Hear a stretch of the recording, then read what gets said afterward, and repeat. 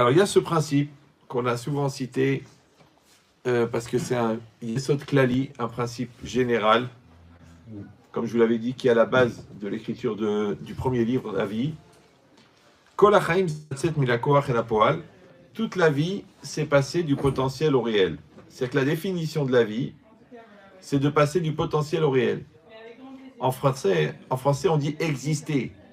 Ex, c'est extérieur. Ister, c'est être. Être à l'extérieur.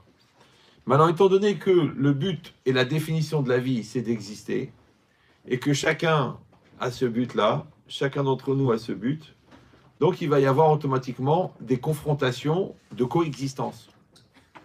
C'est logique. Ouais. Et comme le moteur de l'existence, c'est la volonté, donc il va y avoir des confrontations de volonté. Et là, ça devient très compliqué. Pourquoi? Parce que la Gemara dit que Shem Shekpartsoufehem Shonot, car Dartem Shonot. La Gemara dans Brachot, de la même manière que les visages sont différents, les esprits sont différents. Dartem, c'est leur esprit. On a déjà expliqué que ce mot, il est très dur à traduire, parce que le mot da'at, il veut dire conscience, il veut dire volonté, il veut dire maturité. Maintenant, on a tous un da'at différent. Et c'est pour ça qu'on a des visages différents, elle dit la Gemara. C'est-à-dire que le fait qu'on ait des visages différents, parce qu'il n'existe pas deux vrais sosies à 100%, donc pourquoi est-ce qu'on a des visages différents? Parce que le visage, c'est comme un panneau indicateur. Ouais, quand tu arrives en Autriche, c'est marqué Autriche. Ouais. Quand tu arrives en Allemagne, c'est marqué Allemagne. Et bien, quand tu vois l'autre, tu sais que l'autre, c'est quelqu'un d'autre. Je sais ce que vous allez me dire. Franchement, je n'avais pas besoin que l'autre, il ait une autre tête pour qu'en voyant l'autre, je comprenne que c'est pas moi. C'est évident. Non, c'est pas tellement évident. Parce qu'on a tellement cette recherche d'exister, tellement cette recherche d'être soi-même, qu'on voudrait aussi que l'autre, il participe à notre devenir personnel. C'est pour ça que quand l'autre n'est pas d'accord avec nous, on est vexé, on se stresse, on s'engueule, on se querelle, on a l'impression que l'autre, il nous étouffe, alors qu'il il a seulement profité d'une capacité et d'un droit qui est le fait d'être quelqu'un d'autre. Comme tu veux ou non? Il faut accepter ça. Il faut accepter que l'autre est quelqu'un d'autre. En fait, il faut apprendre à compter jusqu'à 2. Parce que nous, on compte que jusqu'à 1. Les trois quarts des gens, quand tu les contredises, ils te disent 1, ils arrivent, 2, difficile, 3, inenvisageable. Ouais, impossible d'envisager un truc pareil. Pourquoi? Ça s'appelle le pluriel. Ouais. Le monde est pluriel. L'homme est pluriel. Il faut accepter le pluriel.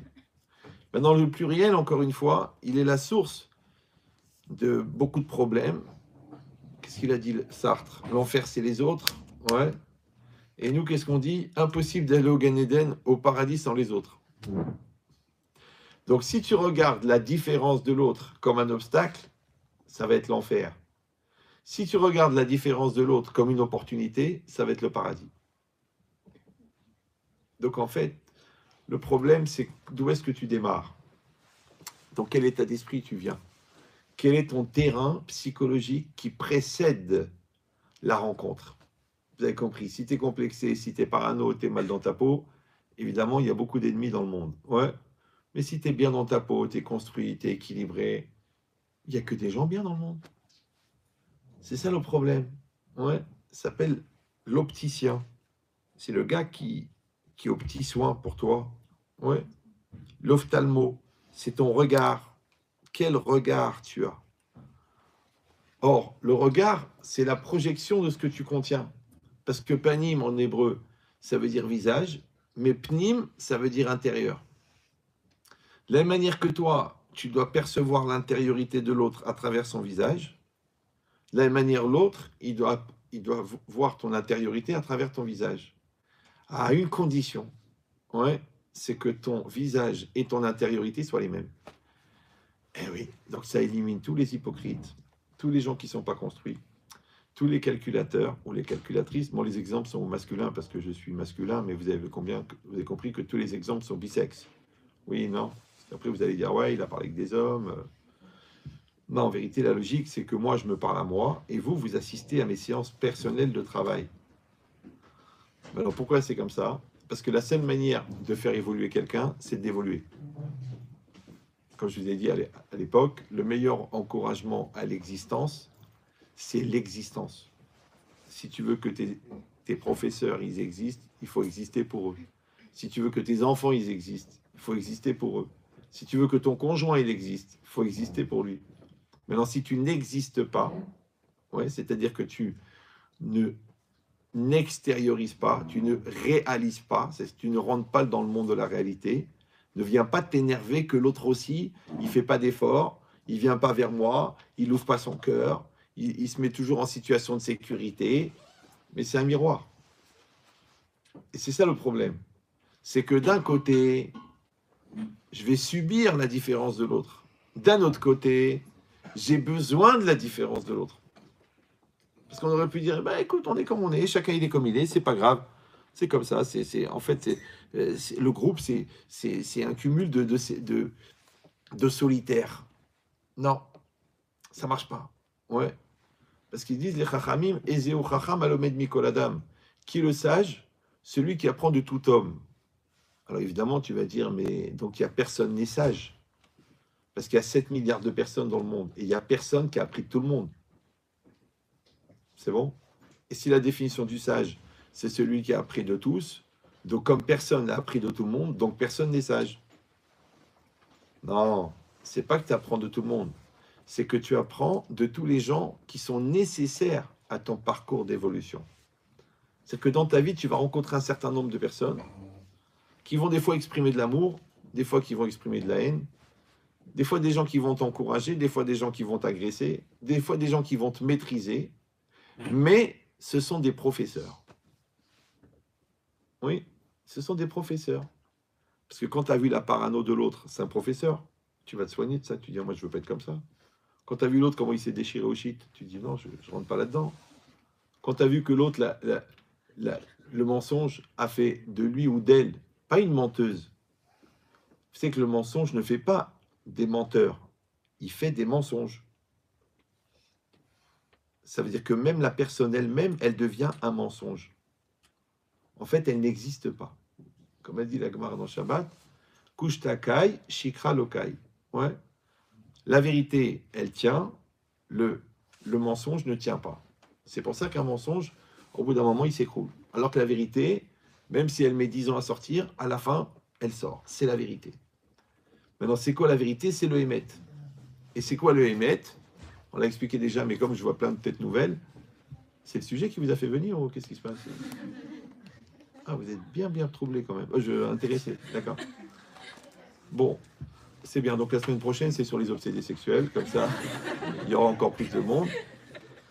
Et après, on fera encore un cours sur les gens qui doutent de leur genre. Bon, donc, alors là, il va falloir ajouter des étages. Alors, donc, qu'est-ce qu'on est en train de dire?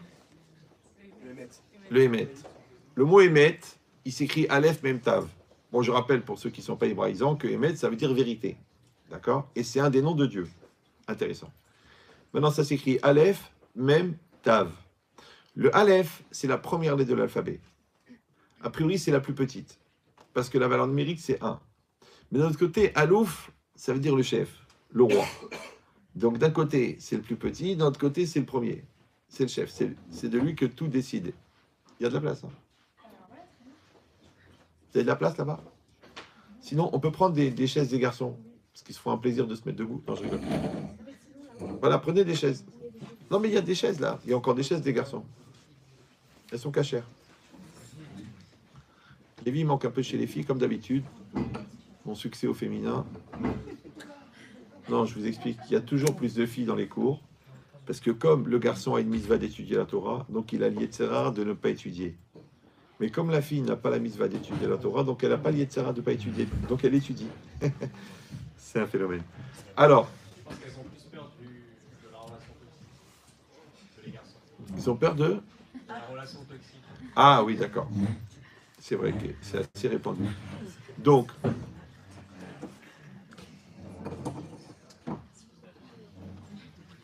l'idée c'est quoi?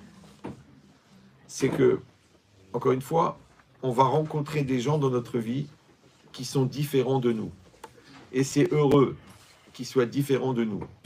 Maintenant, on peut avoir une forme de paresse existentielle, de ne chercher que des gens qui nous ressemblent. Mais d'un autre côté, les gens qui nous ressemblent ne nous font pas forcément évoluer.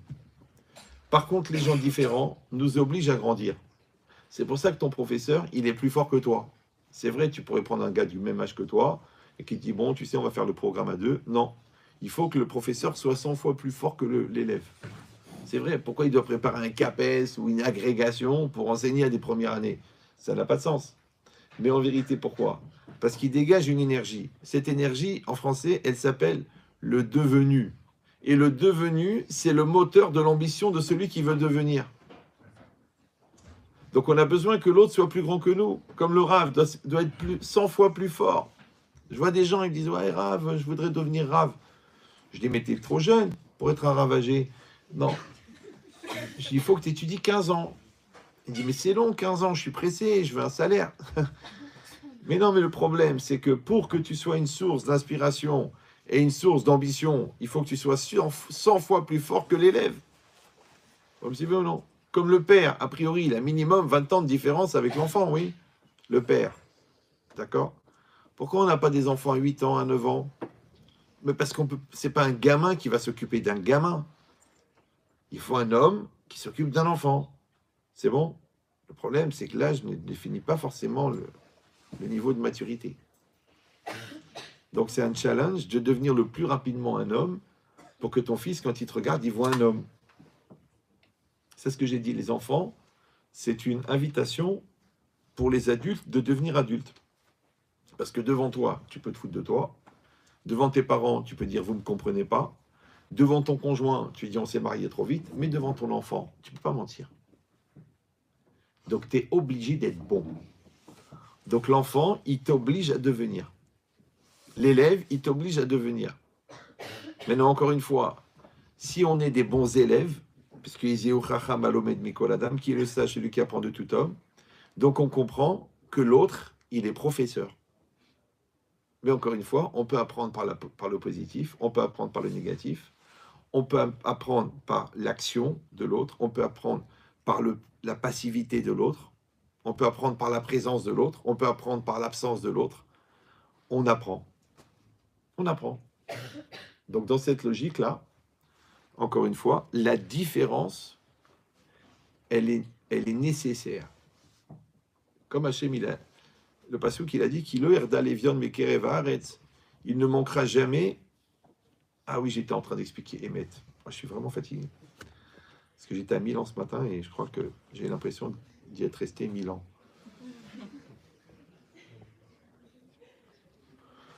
On a dit que le mot Emet, il s'écrit Aleph Mem Tav. Aleph, c'est la plus petite lettre, valeur numérique 1.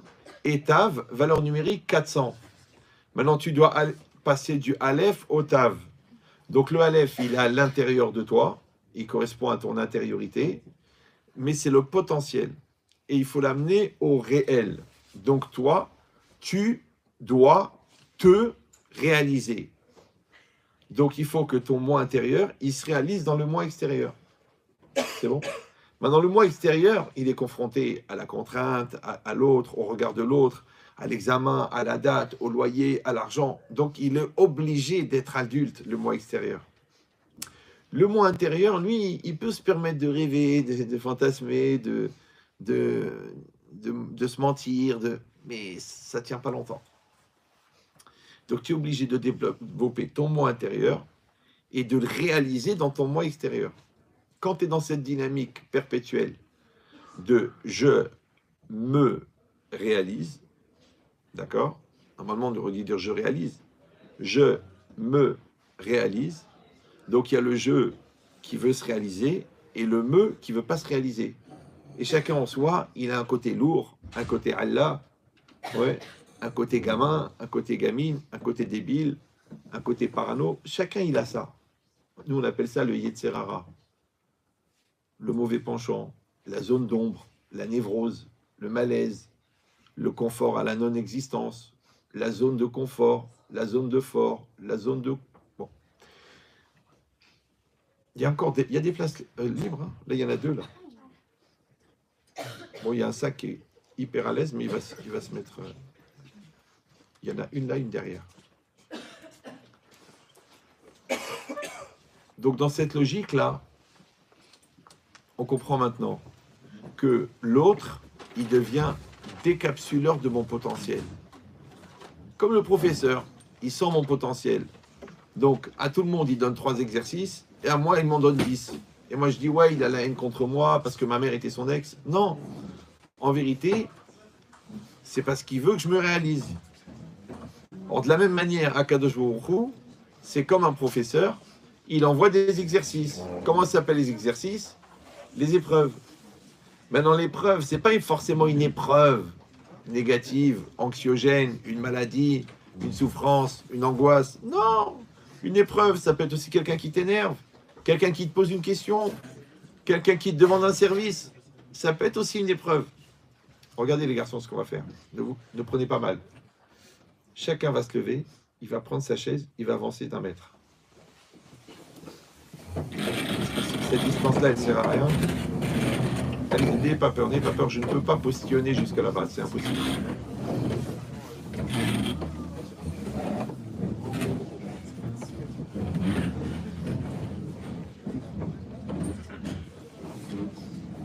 Donc dans cette logique-là, ouais, que je passe du potentiel au réel, donc si je ne réalise pas mon potentiel, donc je ne réalise pas le tav, qu'est-ce qui reste? Aleph Mem. Aleph Mem, c'est quoi? M. M, c'est ta mère, c'est la maman. Donc en fait, tu es resté dans la position fœtale. Tu es resté un bébé. Donc si je vous le mime au niveau intériorité, maman, donne-moi un café, j'ai soif. Elle dit, mais je suis ta femme. Excuse-moi, lapsus révélateur. Oui. Donc si je n'ai pas réalisé le M, le tav, je reste dans le M. Je suis encore dans le ventre de ma mère. D'accord? Mais Aleph même, c'est aussi im. C'est quoi im? Si. Ouais. Si, c'est quoi? Si, c'est la marque de l'indécis. Et si on fait ça, et si on m'aime, et si on m'aide, et si on m'encourage, et si. Alors que l'adulte, il n'y a pas de si. Tu dois le faire, tu le fais, c'est tout. Donc, l'immature, il est dans le si. Comme tu veux. Donc, si tu ne réalises pas ton potentiel, ton Aleph, ton Tav, il n'est pas apparu, tu restes M. Si tu détruis ton potentiel, je suis rien, je vaux rien, je suis nul, je suis une pourriture, je suis une sale race, tu enlèves le Aleph. Qu'est-ce qui reste? Met, mort. C'est ça la mort. Les gens, ils croient la mort, le cœur s'est arrêté, le cerveau s'est arrêté. Il y a plein de gens dont le cœur s'est arrêté et le cerveau aussi, vous les côtoyez tous les jours, mais ils ne sont pas morts. Non, quand l'intériorité est détruite, quand le potentiel est détruit, parce que tu as été castré mentalement, parce qu'on t'a mis du stress, parce que tu as mal vécu les choses, parce que tu n'arrives pas à supporter le regard de l'autre, donc ton intériorité est détruite, c'est Met, c'est ça Met. Pour ça que la Gemara dit, les Réchaïm sont appelés morts. Les imbéciles aussi. D'accord? Les gens qui ont peur, c'est une forme de mort. Donc il y a plein comme ça de définitions de la mort. Mais la Torah, elle veut la vie. Et la vie, encore une fois, la définition de la vie, c'est passer du potentiel au réel. Donc tu dois connaître ton Aleph, tu dois ambitionner ton Tav, et tu dois passer du Aleph au Tav. Sinon, ça s'appelle en français que tu n'existes pas. Exister, ex, extérieur, isté, être. À quoi il sert le même? Le même, il est au milieu. Ouais. Et le même, c'est la lettre médiane dans l'alphabet. Sur les 22 lettres, c'est la lettre du milieu. Donc, elle représente l'équilibre. Tu ne peux pas aller du Aleph au Tav, tu ne peux pas aller du potentiel au réel sans l'équilibre. Si tu vois quelqu'un qui fait des sauts de 4000 mètres, quelqu'un qui a un accélérateur de maturité, en 3 jours, il devient mature, en 2 jours, il fait teshuva, en 1 jour, il te dit qu'il t'aime à mourir, ça ne va pas. C'est trop rapide. C'est vrai, parce que le four, il cuit à 180 degrés. Ça met 40 minutes pour faire la tarte. Tu dis, mais je suis bête, je vais le mettre dans un four à 3000 degrés. Un four pour faire fondre de la fonte ou du verre. Il va cuire vachement vite. Le problème, c'est qu'il ne reste plus rien. On a besoin d'une cuisson équilibrée. On a besoin du CP jusqu'à la terminale. On a besoin de ces 10 premières années de mariage. On a besoin de la crise d'adolescence. On a besoin. Ce sont des étapes nécessaires. Quand tu brûles les étapes, tu enlèves le même. Et le même, c'est l'équilibre. Ça veut dire que tout ce que tu fais, ça doit être dans l'équilibre. Tes études, dans l'équilibre. Ta teshuva, dans l'équilibre. Ton évolution personnelle, dans l'équilibre. Tu fais de la musculation, kol hakavod, je suis fier de toi. Ok, ça va prendre 10 ans. Ah non, je suis pressé, ouais, j'en ai marre. On démarre à 20 kilos. Oui, mais l'autre, il est à 180 kilos développé couché. Oui, 180 kilos, mais ça fait 10 ans qu'il lève. Toi, tu viens d'arriver. Tu fais ça une fois, c'est fini. Tous tes muscles, ils vont exploser. Parce que tu n'es pas adapté. De la même manière, le mec, il est patron de la Banque de France, mais sache qu'il a commencé à la caisse. Doucement, doucement. Il a toutes les étapes nécessaires. Comme les enfants. Les enfants, ben, les petits, on les éduque pas comme les grands. Pourquoi? Parce que les grands, on était tout jeunes, tout neufs, et des fois mal démoulés. Alors quand les grands, ils te disent, oh papa, t'es vachement plus cool avec les petits. Tu dis, oui mon fils, parce que j'ai appris sur le tas. Il dit, c'est qui le tas? Et voilà. Donc, cette nécessité du Aleph même Tav, 1, 40, 400, c'est des étapes. Oui, on a besoin de ça. Donc il faut passer par le même, il faut passer par l'équilibre. Le problème, c'est que le même n'est pas le même pour tout le monde. Vous me suivez ou non? On a chacun son même. C'est que toi, ton rythme existentiel, il n'est pas le même que l'autre. L'autre, il faut 6 mois pour faire une réflexion. L'autre, il fait 19 réflexions en 1 minute. C'est pas qu'il est précipité. Hein. Non, il est rapide. L'autre, il est lent. Ils vont arriver au même résultat, mais la démarche, elle est différente. Et c'est là le problème de la différence. Donc, qu'est-ce qu'il fait le bon Dieu? Il fait que se rencontrent des gens qui ont besoin de grandir avec des gens qui vont les faire grandir. Mais sachez que même la personne qui va te faire grandir, elle-même, elle a besoin de grandir. C'est ça que je vous avais donné l'exemple à l'époque. Il y a la planche de bois, la planche de pain. Elle est tranquille, elle est bien. Bon, on l'a coupée grossièrement. Elle a des bosses, elle a des échardes, elle a des morceaux qui sortent. Ok. Elle est détente au soleil, elle sèche. Ouais. Et elle voit arriver un monstre. C'est qui? La lime. Autant le bois, il est tendre. C'est vrai, avec ton ongle, tu appuies, ça fait une marque. La lime, elle est en acier. Elle est noire. Elle est striée. Elle est agressive. Donc, quand la lime va rencontrer le bois, il va y avoir de la souffrance. Comme toi, tu étais tranquille, tu avais des bons résultats à l'école feuge, tranquille, parce que, bon, d'abord, ta sœur, c'était ta mère, c'était la surveillante générale. Et en plus de ça, c'est que tu avais des facilités. Mais quand tu es rentré en maths sup ou là en médecine, et là, tu peux pas compter sur tes acquis, il faut travailler. Mais j'ai jamais travaillé de ma vie. Alors la lime, elle va faire très mal. Tu vas perdre des morceaux. Oui, c'est pareil. Quand tu réfléchissais pas, c'était facile. Maintenant, tu es dans une relation où tu as besoin de réfléchir, eh ben, vous vous engueulez tout le temps. Pourquoi? Ben, parce que là, il faut grandir avec l'autre, il faut évoluer, il faut se comprendre. Il faut communiquer. Et communiquer, c'est commun, c'est comme un. Pour arriver à la communion. Mais comment on va arriver à la communion puisqu'on est deux? Comment on fait un quand on est deux? Voilà, vous avez compris. Qu'en fin de compte, la source de conflit, qui est la différence, c'est la source de la solution. Et c'est ça le problème. Que d'un côté, on est obligé de se confronter, on est obligé de s'ouvrir, on est obligé d'être en confiance, parce que c'est la seule manière de grandir. Sinon, tu t'enfermes dans la sclérose et tu es protégé, mais tu ne grandis pas. Mais d'un autre côté, c'est le fait de s'ouvrir qui fait qu'on est fragile. Vous me suivez? Alors comment on va faire pour répondre à cette problématique? Parce que grandir, c'est prendre des risques. Grandir, c'est évoluer. Grandir, c'est risquer. C'est pour ça qu'on dit « En sadik ba'aretz ». Asher Asetov, Velo Icheta. Il n'y a pas un tzaddik sur la terre qui a fait du bien et qui n'a pas fauté. Alors c'est intéressant qu'on a choisi le mot tzaddik, parce que tzaddik, ça veut dire juste. D'accord? Et tzedek, c'est la justice. Maintenant, quel est le symbole de la justice? La balance. Pourquoi? Parce que tout le monde sait dans la justice qu'il faut des balances pour faire appliquer la justice. Non, c'est parce que la balance, c'est l'équilibre. Il y a deux plateaux. Là, c'est ce que tu as fait, là, c'est ce que tu mérites. Tu as fait du bien, tu mérites du bien. Tu as fait du mal, tu mérites du mal. Ouais. Là, c'est ce que tu dis, là, c'est ce que tu fais. C'est bien, tu es honnête parce que tu fais ce que tu dis.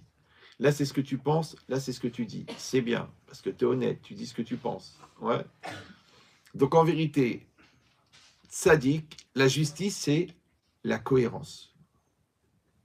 Ça va? Entre quoi? Entre ton être intérieur, encore une fois, et ton être extérieur, qui sont censés être les mêmes, puisque tu dois être toi-même. Toi-même, le même que toi. Mais vous avez compris, pour que toi, tu exprimes un moi extérieur qui est cohérent avec le moi intérieur, il y a deux sujets. Il y a un sujet qui est que tu as développé ton moi intérieur, et ensuite que ton moi extérieur, il est équivalent à ton moi intérieur. C'est bon? Maintenant, l'idée, c'est que pour travailler ce moi, on a besoin de l'autre. On a besoin des événements, on a besoin des épreuves, on a besoin du bonheur, on a besoin du malheur. Tout ça, ça va être l'apparition des facettes de notre personnalité. Et ça s'appelle tzaddik. Donc vous avez compris que tzaddik, à part Baba Salé, le Rabbi de Lubavitch, ouais, tzaddik, ça veut dire tzedek. Donc tzaddik, ça veut dire cohérent. C'est pour ça que tout le monde doit être tzaddik. Parce que peut-être tu ne vas pas être une grande tzadékette, peut-être tu ne vas pas être un grand tzaddik, peut-être tu ne vas pas être un rosh yeshiva, mais tu es obligé d'être cohérent. Dès que tu es incohérent, rachat. Le rachat, il est incohérent. Ouais. Il a une kippa noire, mais il couche avec sa copine. Il est bizarre. Ouais. Il mange cachère, sauf pendant les vacances. Genre, il a 2 estomacs, d'accord? Il fait Shabbat, mais le dimanche. C'est plus pratique. Bon. Donc, il est incohérent.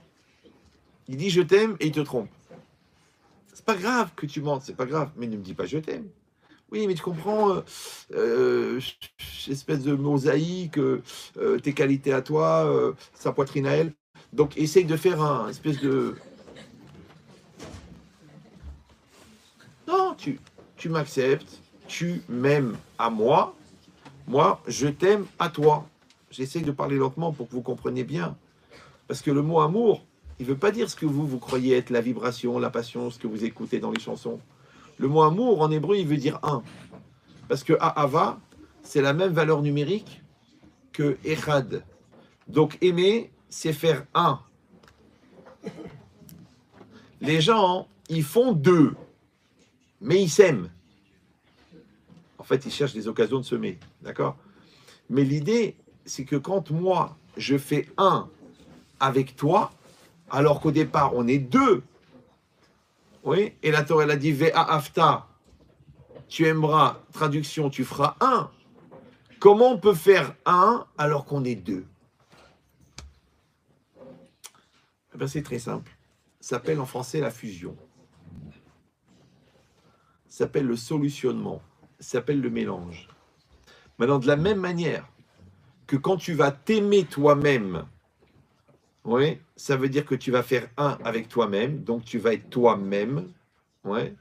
Quand tu vas faire 1 avec l'autre, tu vas être lui ou elle-même. D'ailleurs, c'est ce que tu veux. Si tu veux que elle m'aime.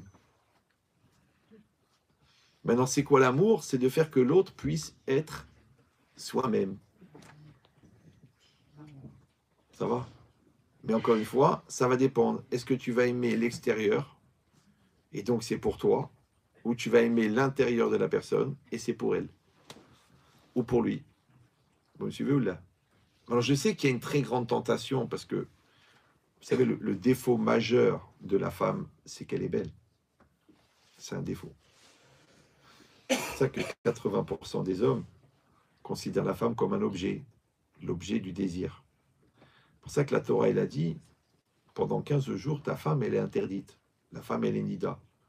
Ouais, pourquoi? Pour que tu ne puisses pas la toucher, tu ne peux pas, entre guillemets, l'utiliser pour tes besoins équatoriaux, la partie la plus chaude de la planète, mais tu dois continuer à respecter, à dialoguer, à remercier, à admirer. Comment tu vas faire pour admirer quelqu'un si la raison principale de ton admiration n'est pas accessible à cause de l'interdit? Vous me suivez ou là? Et c'est là que tu définis quelle est ta relation exactement. Alors moi, j'ai pris l'exemple de l'intimité, mais l'intimité du dialogue, c'est la même chose. Si toi, tu m'aimes que quand je suis d'accord avec toi, ça s'appelle pas de l'amour, puisque tu fais un avec toi. Tu dois supporter la différence, tu dois supporter la contradiction, tu dois même supporter la contrariété si tu aimes. C'est compris ou non? Encore une fois, c'est pas l'amour, parce que vous savez, vous êtes tellement pollué par la société qui vous parle d'amour, que vous n'avez pas le vrai sens. Le vrai sens, d'après la Torah, encore une fois, aimer, c'est faire un. Alors que dans la société, aimer, c'est consommer en communauté. Moi, je t'utilise pour me faire plaisir, toi, tu t'utilises pour te faire plaisir, au niveau physique, au niveau mental. Ouais. C'est pour ça que quand l'autre, il se contredit, enfin, il me contredit, je dis, alors tu m'aimes pas? Alors tu n'es pas d'accord avec moi? Pire encore, il y en a, il m'a dit, ma femme me manque de respect. Je dis, ah bon? Qu'est-ce qu'elle fait? Eh ben, elle n'accepte pas mon avis. Rappelle-moi ton âge, 14, 15? Non, 41. 41. Oh là là. 21 ans de coma. D'accord? Donc, en vérité, ça va exactement dans le même esprit, puisque le respect, c'est quoi? Le respect, c'est le droit d'exister que je donne à l'autre. Vous suivez ou non? Comme vous me respectez, parce que je suis barbu, parce que je suis beau. Non, parce que vous êtes intéressé à ce que j'existe pour vous. Quand je vais exiter ma Torah, vous allez la recevoir. Ça va? Donc le respect, c'est le droit d'exister. Mais si toi, tu penses que quand l'autre, écoute bien, n'est pas d'accord avec toi, te manque de respect, ça veut dire que tu as l'impression que l'autre t'empêche d'exister. Vous me suivez ou non? Mais l'autre, il n'a rien fait, elle n'a rien fait. Elle a juste donné son avis. En fait, elle a juste existé. Ça veut dire qu'en fait, toi, tu te sens agressé par l'existence de l'autre qui t'empêche d'exister. Donc tu voudrais que l'autre n'existe pas. Une potiche, une statue, un portefeuille, une carte bleue. C'est toi qui vas définir. Vous me suivez ou non?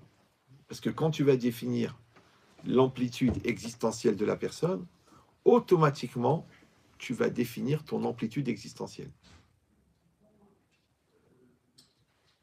Ça veut dire qu'on va confronter, on va échanger, on va dialoguer, attention, on va contrarier. Maintenant, encore une fois, si tu m'aimes, traduction, ton projet c'est de faire un, il n'y a pas de problème.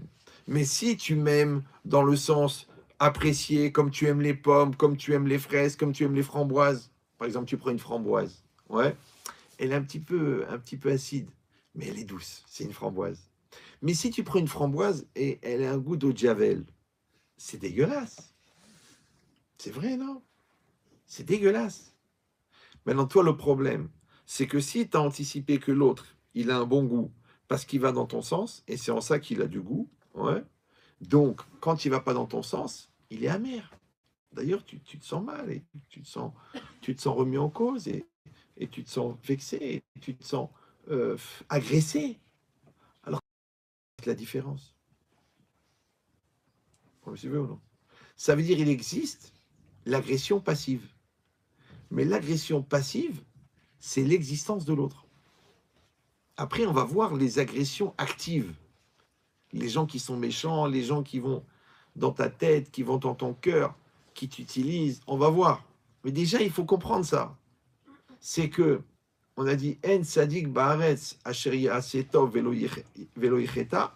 Il n'existe pas un Sadik sur la terre qui a fait du bien et qui n'a pas fauté. Maintenant, c'est quoi? Pourquoi c'est pas marqué directement, comme tous les Rishaïm, qu'est-ce qu'ils disent? Quand on leur dit, mais pourquoi tu fautes? Il dit, En Sadik Baaretz Asher Lo Yicheta. Ah, il n'y a pas un Sadik qui n'a pas fauté. Alors si déjà les Tzadikim y font des fautes, Kalva Hamor, les gens qui, comme moi, qui ne sont pas tzaddik, vous avez compris ou non? Mais il n'y a pas écrit ça dans le Passouk. Il faut bien lire le Passouk. Le Passouk, il dit En tzadik baaretz asher ya'aseh tov velo yicheta. Il n'y a pas un tzaddik qui a fait du bien et qui n'a pas fauté. Alors, c'est quoi le bien? On traduit le bien, le joli, le magnifique, le vrai, le pur, le saint. Non, non, non, détends-toi. Tov, dans la Torah, ça veut dire complet. Quand un homme et une femme se marient, on dit Mazal Tov. Parce que le Mazal de l'homme est incomplet sans la femme, le Mazal de la femme est incomplet sans l'homme. Donc, dès qu'ils se réunissent les deux, ça fait Tov. Quand Hachem il a terminé la création, il a dit Ve'ine Tov Me'od. Pourquoi? Parce qu'il manquait quelque chose. Quand il l'a créé, il a complété. Qu'est-ce qu'il a créé? Le Yetzer Hara. Tu dis, comment le Yetzer Hara, tu peux l'appeler Tov? Parce que le Yetzer Hara, c'est le moteur. Si tu le maîtrises, il t'emmène au Gan Eden. Si tu le subis, il t'emmène au Gehinnom. C'est le mec qui est mort d'un accident de voiture. En fait, il est mort parce qu'il avait le permis. Tu dis, mais la voiture, ça donne la liberté. Oui, si tu sais conduire. Si tu ne sais pas conduire, tu es mort à cause. Donc en vérité, le bien et le mal, ils se rencontrent. Parce que le bien, ouais, peut-être que c'est du mal qui a été optimisé. Et le mal, peut-être que c'est du bien qui a mal tourné. Comme des gens, il a des qualités. La personne, elle a dit, par exemple, elle est gentille, elle est gentille, elle est gentille. Bon. Mais elle est pigeon aussi. Eh oui, ça s'appelle les défauts induits par les qualités. C'est vrai, elle a donné sa confiance, elle a donné son cœur. Bon, après, elle a donné son corps. Bon, ça, c'est en option, mais bon, elle s'est dit, puisque les 3 quarts sont déjà donnés. Non, non, non, non, non, non, non. Je vous ai déjà dit, même si vous n'êtes pas religieux, c'est le garçon qui te dit, écoute, chérie, ça fait 1 an qu'on se connaît, il serait temps de pouvoir vérifier que tout fonctionne bien. Et il est 4 heures du matin, et il te dit, montre-les-moi. Ça veut dire tes qualités morales. Il dit, j'en peux plus, j'ai trop besoin, je suis un homme, tu dois savoir que je suis un homme. Alors ce que vous faites, vous le regardez bien dans les yeux, et vous lui dites, de la part de Rav Yechiya Ben Chetri, crève. Crève. Je sais ce que vous allez me dire. Non mais Rav, on n'est pas religieux. Crève. Tu touches ma fille. Crève. Cette année ou cette semaine, si t'es pressé. Eh bien, imaginez-vous, ça fait 30 ans que je donne des conseils, donc à des dizaines de milliers de filles. Jamais une fille, elle est venue me voir pour me dire, eh ben, il est mort. C'est à cause de vous. Non, il meurt pas. Ils meurent pas, ils sont solides, Blainara. Ils meurent pas. Ouais. Mais toi, sache-le, ma fille, si tu craques, c'est toi qui vas mourir. C'est quand tu vas arriver à la choupa et que le rabbin il te dit qu'est-ce que je dis? Je marque Betula? Tu dis ça va être compliqué. J'ai eu quelques expériences. Comment ça, quelques? Donc préservez-vous, c'est bien. Vous serez fiers de vous, vous serez pur, vous serez devant Hachem, magnifique. Et là-bas, si vous allez dire oui, mais on n'est pas très religieux, c'est très répandu, c'est très facile. Tu donnes ton temps, tu portes son cartable, tu l'aides à faire ses devoirs. Mais ton corps, non. Parce que ton corps, c'est ta dignité. C'est ta personne. Surtout si l'autre, il te regarde que comme un corps.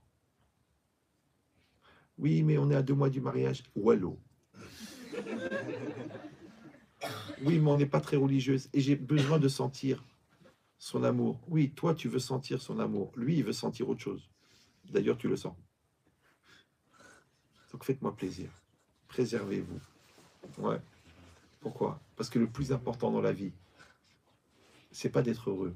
Le plus important, c'est d'avoir la Shekhinah dans sa maison. C'est la présence divine, même si vous n'êtes pas religieux. Ouais. Et quand la présence divine, elle a besoin de certaines conditions. Elle a besoin du mikvé, elle a besoin de la cacheroute, elle a besoin de la pudeur, elle a besoin du respect, elle a besoin de la bonne volonté, elle a besoin de la sainteté, elle a besoin. Bon, je sais, vous allez me dire, mais on n'est pas concerné par ça, on n'est pas religieux. Mais vous êtes juif quand même, oui, de père et de mère. Alors vous êtes concerné. Ah, j'ai dit, je me sens pas concerné. Mais comment tu peux être en même temps concerné et ne pas te sentir concerné? Vous me suivez ou non? Voilà. On ferme la parenthèse, on remonte la braguette et on continue. D'accord? Donc l'idée, c'est quoi? C'est que, on a dit, Tov, ça veut dire complet. C'est quoi Yarasé Tov? Qui fait du bien, traduction, qui fait du complet. Comment on fait du complet? En se confrontant avec la réalité. Parce que l'homme, il est chasser, il est manquant. Il devient complet en travaillant. Comme toi, comment tu es passé en deuxième année? Parce que tu as fait la première année. Mais tu as fait la présence de la première année, tu as fait le programme de la première année, tu as fait les partiels de la première année, tu as fait les exercices, les fiches. Donc en fait, tu es devenu une deuxième année pendant la première année. Tu dis non, non, moi je m'assois à la fac, je suis là, je suis bien, je suis inscrit. Bizarrement, tu n'évolues pas. Donc, de la même manière que c'est la confrontation qui te fait évoluer à la fac, c'est la confrontation qui te fait évoluer dans la vie. Maintenant, Hachem, il t'envoie des professeurs. Donc, Tov, c'est quoi? C'est prendre le risque, c'est agir, c'est développer, c'est construire, c'est avoir des projets, c'est se donner les moyens, c'est de sortir de sa zone de confort, c'est de se réaliser. C'est ça, Asheria Setov. Maintenant, il a dit le pasouk, En Tzadik Ba'aretz. Donc, Tzadik, vous avez compris, ça n'existe pas quelqu'un qui est cohérent et qui fait du bien. Ça veut dire qui prend le risque de devenir Velo Icheta et qui ne fait pas d'erreur. C'est impossible. Vous me suivez ou non? Donc, des gens qui n'existent pas, des gens qui n'investissent pas, des gens qui ne prennent pas de risques, c'est vrai, ils ne font pas d'erreur. Mais celui qui prend des risques, il fait des erreurs. Et si vous allez dire, bah, c'est quand même désolant. D'accord? Parce que l'idéal, ça serait qu'il n'y ait pas d'erreur. Alors, je vais vous dire un secret qui est très, très compris dans la mentalité d'évolution américaine, c'est que les erreurs sont bénéfiques. Les échecs, ça permet de rebondir. En France, c'est l'inverse. Tu t'es planté, t'es nul. Tu as raté l'examen, vaut mieux que tu ailles laver les carreaux. En Amérique, non. Tu as fait 3 dépôts de bilan, c'est pas grave. C'est pas grave. La 4e entreprise, elle va être très très forte parce que tu as appris des 3 dépôts de bilan. Alors qu'en France, ça a fait un dépôt de bilan, on te dit achète un tabouret, une corde et il meurt. Ça va? Donc ça veut dire quoi? Ça veut dire que la faute, elle fait partie du process d'évolution. J'ai pas dit la vera, j'ai dit la faute. L'erreur, ouais, de tomber. C'est pour ça que c'est marqué que le tzaddik, il tombe 7 fois et il se relève. Ça va? Mais Rav Dessler, il dit, c'est pas 7 fois, c'est 7000 fois, 70 000 fois. C'est-à-dire qu'on tombe et on se relève. Alors, je vous donne une image, c'est le triple saut. Vous avez déjà vu le triple saut, d'accord? C'est un truc, c'est un phénomène.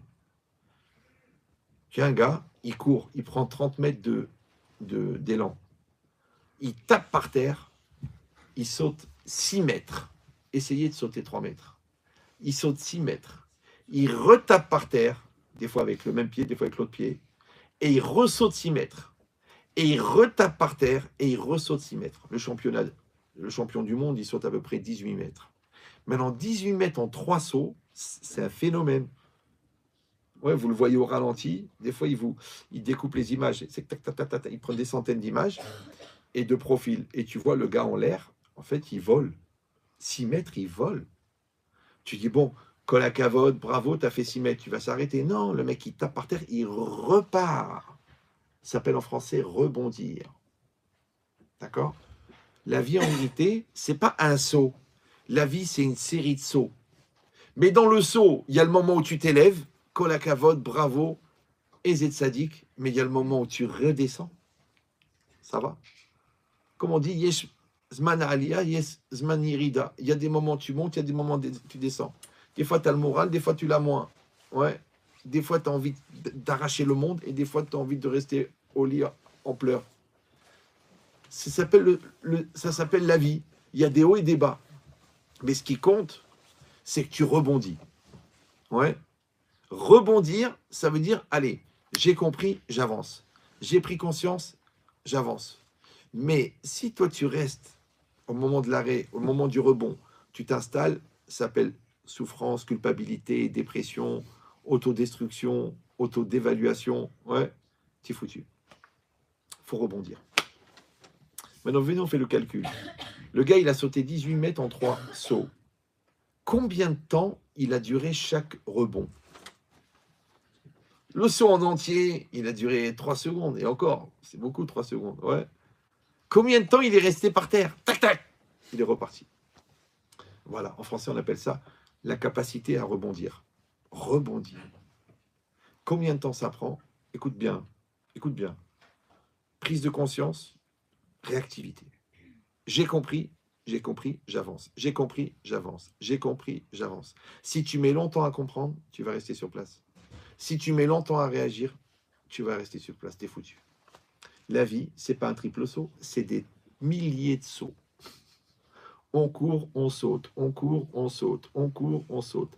Tu vas d'une étape à l'autre, tu vas d'un niveau à l'autre, tu vas d'une page de Guémara à l'autre, tu vas d'une mida à l'autre, tu vas d'un niveau de maturité dans ton couple à l'autre. On passe notre vie à passer d'un niveau à l'autre. Ça va? Et ça s'appelle En Sadik Ba'aretz. Asheria Seto Velo Icheta. Lo Icheta, ça veut dire il y aura des erreurs, il y aura des échecs, il y aura des redoublements, il y aura des contrariétés. Dans le couple, il y aura des bons moments, il y aura des mauvais moments, il y aura de l'orgueil, il y aura de la gaminerie, il y aura de la lourdeur. Ouais. Tu dis oui, mais heureusement qu'on s'aime. Écoutez-moi, l'amour, je répète, pour les gens qui pratiquent le cerf-volant, c'est pas la vibration à l'intérieur, c'est pas la passion. Non, l'amour, c'est l'intense décision de faire un. Maintenant, l'intense décision de faire un, elle permet de passer ces moments-là là, où ça va moins bien, ouais, et sur le moyen terme, elle crée la vibration qu'on appelle dans la rue vulgairement l'amour. Mais oui, pourquoi? Parce que si moi, je t'aime, mais que je ne fais pas un avec toi, parce qu'à chaque fois que tu me contredis, je t'aime plus. Donc en fait, je t'aime pas, c'est que je m'aime à moi. Mais si moi, j'arrive à t'aimer malgré la contradiction, c'est que j'ai dépassé mon ego. Or, je vous rappelle cette phrase de la pensée Ben Shetrital, pour créer un amour commun, il faut éliminer 2 amours propres. T'es prêt à mourir? Tu dis, mais j'ai pas envie, moi, je vais pas m'annihiler. Mais dans tous les domaines, tu veux faire un avec Dieu, baisse ta tête. Tu veux devenir médecin, t'es pas médecin. Il va falloir que tu tues 6 ans de ta vie pour devenir médecin. Toi, tu veux apprendre de ce mentor. Eh ben, faut que tu acceptes que lui, il a raison et que toi, tu as tort. Et si c'est faux? Et si j'ai raison? Ok, mais toi, tu veux changer, tu veux grandir. Baisse ta tête. C'est-à-dire qu'en vérité, pour vivre, il faut être prêt à mourir. Si oui ou non? Tu veux que tes enfants, ils existent. Il va falloir que tu tues ta volonté qu'ils deviennent ce que tu n'es pas devenu ou qu'ils deviennent ce que toi, tu veux qu'ils deviennent. C'est très dur. Tu es prêt à mourir? Si tu dis, écoute, je suis très déçu parce qu'il a choisi la compta alors que je voulais qu'il soit médecin, ça veut dire que tu as fait un enfant pour toi. Mais si tu dis, je suis très fier de lui et je l'accompagne dans tous ses choix, ça fait que tu as fait un enfant pour lui. Vous comprenez la différence ou non? Voilà. Maintenant, moi, de vous à moi, vous allez me dire, oui, mais Rav, on n'est pas vraiment en âge de parler de l'enfant. Alors, premièrement, je vous dis tout de suite que c'est 20 ans avant la naissance du petit qu'il faut se préparer. C'est pas 20 ans après qu'il est né. Parce que là, c'est trop tard. Premièrement. Et deuxièmement, moi, je vous donne des exemples de conjoints, des exemples d'enfants. Mais c'est toujours sur le même principe. C'est que, en fait, avant d'éduquer l'enfant qui est devant moi, je dois éduquer l'enfant qui est en moi. Et l'enfant qui est en moi, Audon Kolo, le début du cours, c'est mon potentiel. Quand je le réalise, il devient l'adulte. Donc, je passe de l'enfant à l'adulte en moi. Maintenant, quand moi, j'ai trouvé le chemin du labyrinthe pour devenir adulte, peut-être que je peux aider l'enfant à devenir adulte. Et si moi, ça m'a pris 15 ans, peut-être que je peux comprendre que l'autre aussi, ça va lui prendre du temps. Donc, quand moi, je m'énerve que l'autre ne va pas au même rythme que moi, c'est parce que, encore une fois, je refuse de comprendre que la différence de l'autre est une opportunité. Donc, je le prends comme une agression. Et voilà, je suis contrarié. C'est pour ça qu'il y a beaucoup de gens, malgré qu'ils sont juifs de naissance, qui se convertissent au bouddhisme. Vous connaissez le bouddhisme? C'est des gens qui font la gueule. Ils boudent. Ils boudent. Et ils parlent que du passé. D'ailleurs, on le dit, le Bouddha. Ils s'assoient par terre, ils s'entêtent, ils se braquent, ils perdent les cheveux à cause des nerfs, ils grossissent à force de rien foutre, et ils sont assis par terre, les jambes croisées, en train de faire la gueule. Ça s'appelle le bouddhisme. Il y en a qui boudent toute leur vie. Ça s'appelle des jusques bouddhisme. Non, Rabotai, c'est comme, vous êtes comme mes enfants. On va tous mourir. Donc, arrêtez de perdre votre temps à faire la gueule. Arrêtez de vous monter des cathédrales de souffrance. Arrêtez de monter des dossiers justificatifs d'échec. Arrêtez de jouer le ballon, jouer le match. Allez, va, rentre dans la réalité, va te battre, va réussir. Je sais que ce que vous allez me dire, ouais, mais tout ça, c'est de la théorie. Mais je vous rappelle que la pratique, je ne peux pas la faire pour vous. Tellement vous êtes flemmard, vous voulez que je fasse les deux. Premièrement. Et deuxièmement, j'étais à Milan hier soir. J'ai terminé le cours. Mais vous, je vous le dis au milieu parce que j'ai peur d'oublier. Je vous donne un exercice. Cet exercice, il va vous prendre 10 ans. Si vous le faites vraiment à 100%. Ouais. C'est d'apprendre à dire oui, mais sans dire mais. Ça a l'air simple. Hein. Tu dis oui. On te donne une réponse, tu dis oui. Tu vois une réalité, tu dis oui. On te fait une proposition, tu dis oui. Maintenant, on te demande de changer, tu dis oui. Tu dis oui. Mais c'est quoi l'Yetzer Hara? Mais, c'est pas évident. C'est difficile. Vous la connaissez pas. Mes parents, ils sont durs.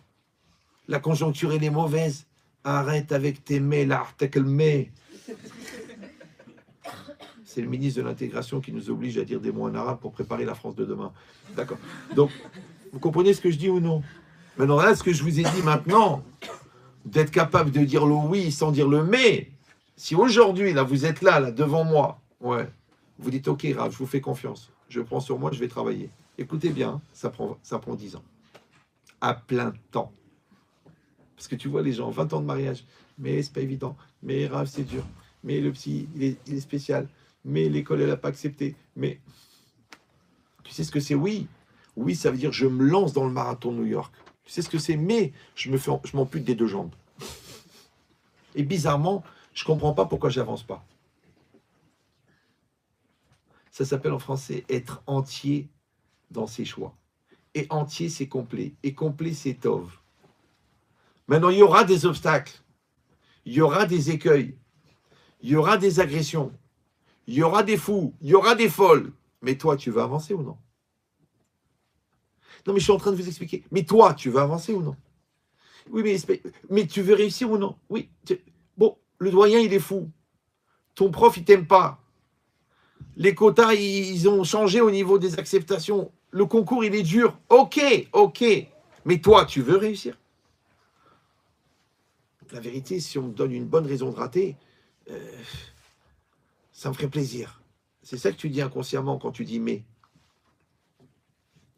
Mais si tu dis je m'en fous des circonstances, je m'en contre-tape. Le petit, il est malade, je vais le sauver. Il est un peu lent d'esprit, je vais lui donner des cours en plus. Moi-même, je suis bourré de complexes, je vais me battre. J'arrive pas à m'exprimer en public, ben, va faire un an au cours Florent, ça va t'aider. Vous avez compris ou non? Mais tu te bats. Tu trouves des moyens. Tu fais des systèmes. Oui, mais j'ai des peurs depuis que je suis petite. Va faire de l'hypnose. Fais une thérapie. Ça veut dire que la seule manière de prouver que tu es conscient de la dette, c'est quand tu te donnes les moyens de le rembourser.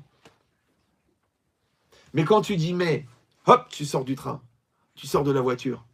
Donc comment t'espères arriver à Dakar si au Paris-Dakar, à Paris, tu es sorti de la voiture? Maintenant, qui c'est qui va te faire sortir de la voiture?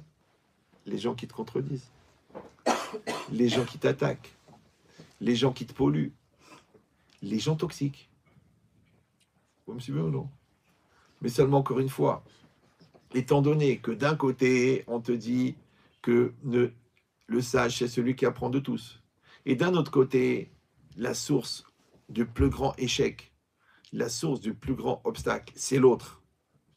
Donc comment on fait alors? Je ne peux pas grandir sans l'autre, et c'est l'autre qui m'empêche de grandir. Donc vous allez être obligé d'apprendre à distinguer les gens qui vous font grandir et les gens qui vous détruisent. Voilà, voilà. Vous me suivez ou non? Mais pour ça, il faut avoir quelque chose à défendre. Il faut avoir à l'intérieur une personne de valeur. Il faut un diamant. Mais si toi, tu n'as construit personne dedans, si tu n'as pas même la valeur de ton potentiel, si tu n'as pas compris que tu es un Ben Israël, tu es une Bat Israël, tu es la fierté de ce monde, ouais, donc automatiquement, c'est ton manque de valorisation personnelle qui va faire que quand il va arriver l'agresseur, il va pouvoir rentrer. Vous me suivez ou non? Parce qu'il faut savoir une chose, que c'est vrai que l'existence du bourreau, quelque part, elle prouve l'existence de la victime. Vous me suivez ou non? Donc quand je suis victime, c'est qu'il y a un bourreau. D'accord? Alors je vous donne aussi un principe de pensée benchetrital. Avant d'être victime du bourreau qui est devant toi, tu es déjà bourreau, victime du bourreau en toi qui est le relais des agressions du bourreau qui est devant toi.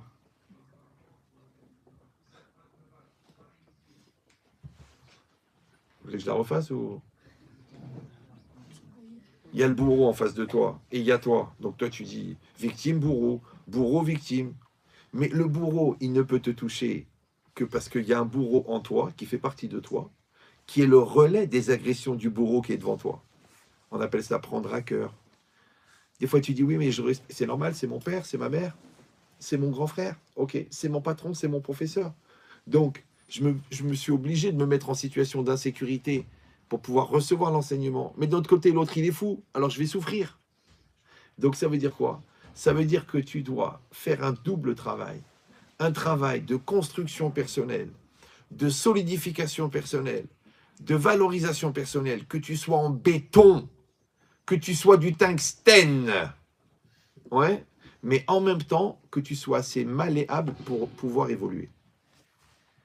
Donc si tu n'es pas construit, c'est pas parce que l'autre il est méchant que tu es déstabilisé, c'est parce que tu n'es pas construit.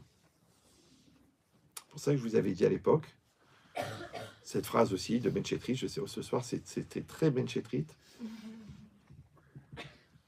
Écoutez bien, le degré de pénétration des agressions extérieures dépend du vide intérieur.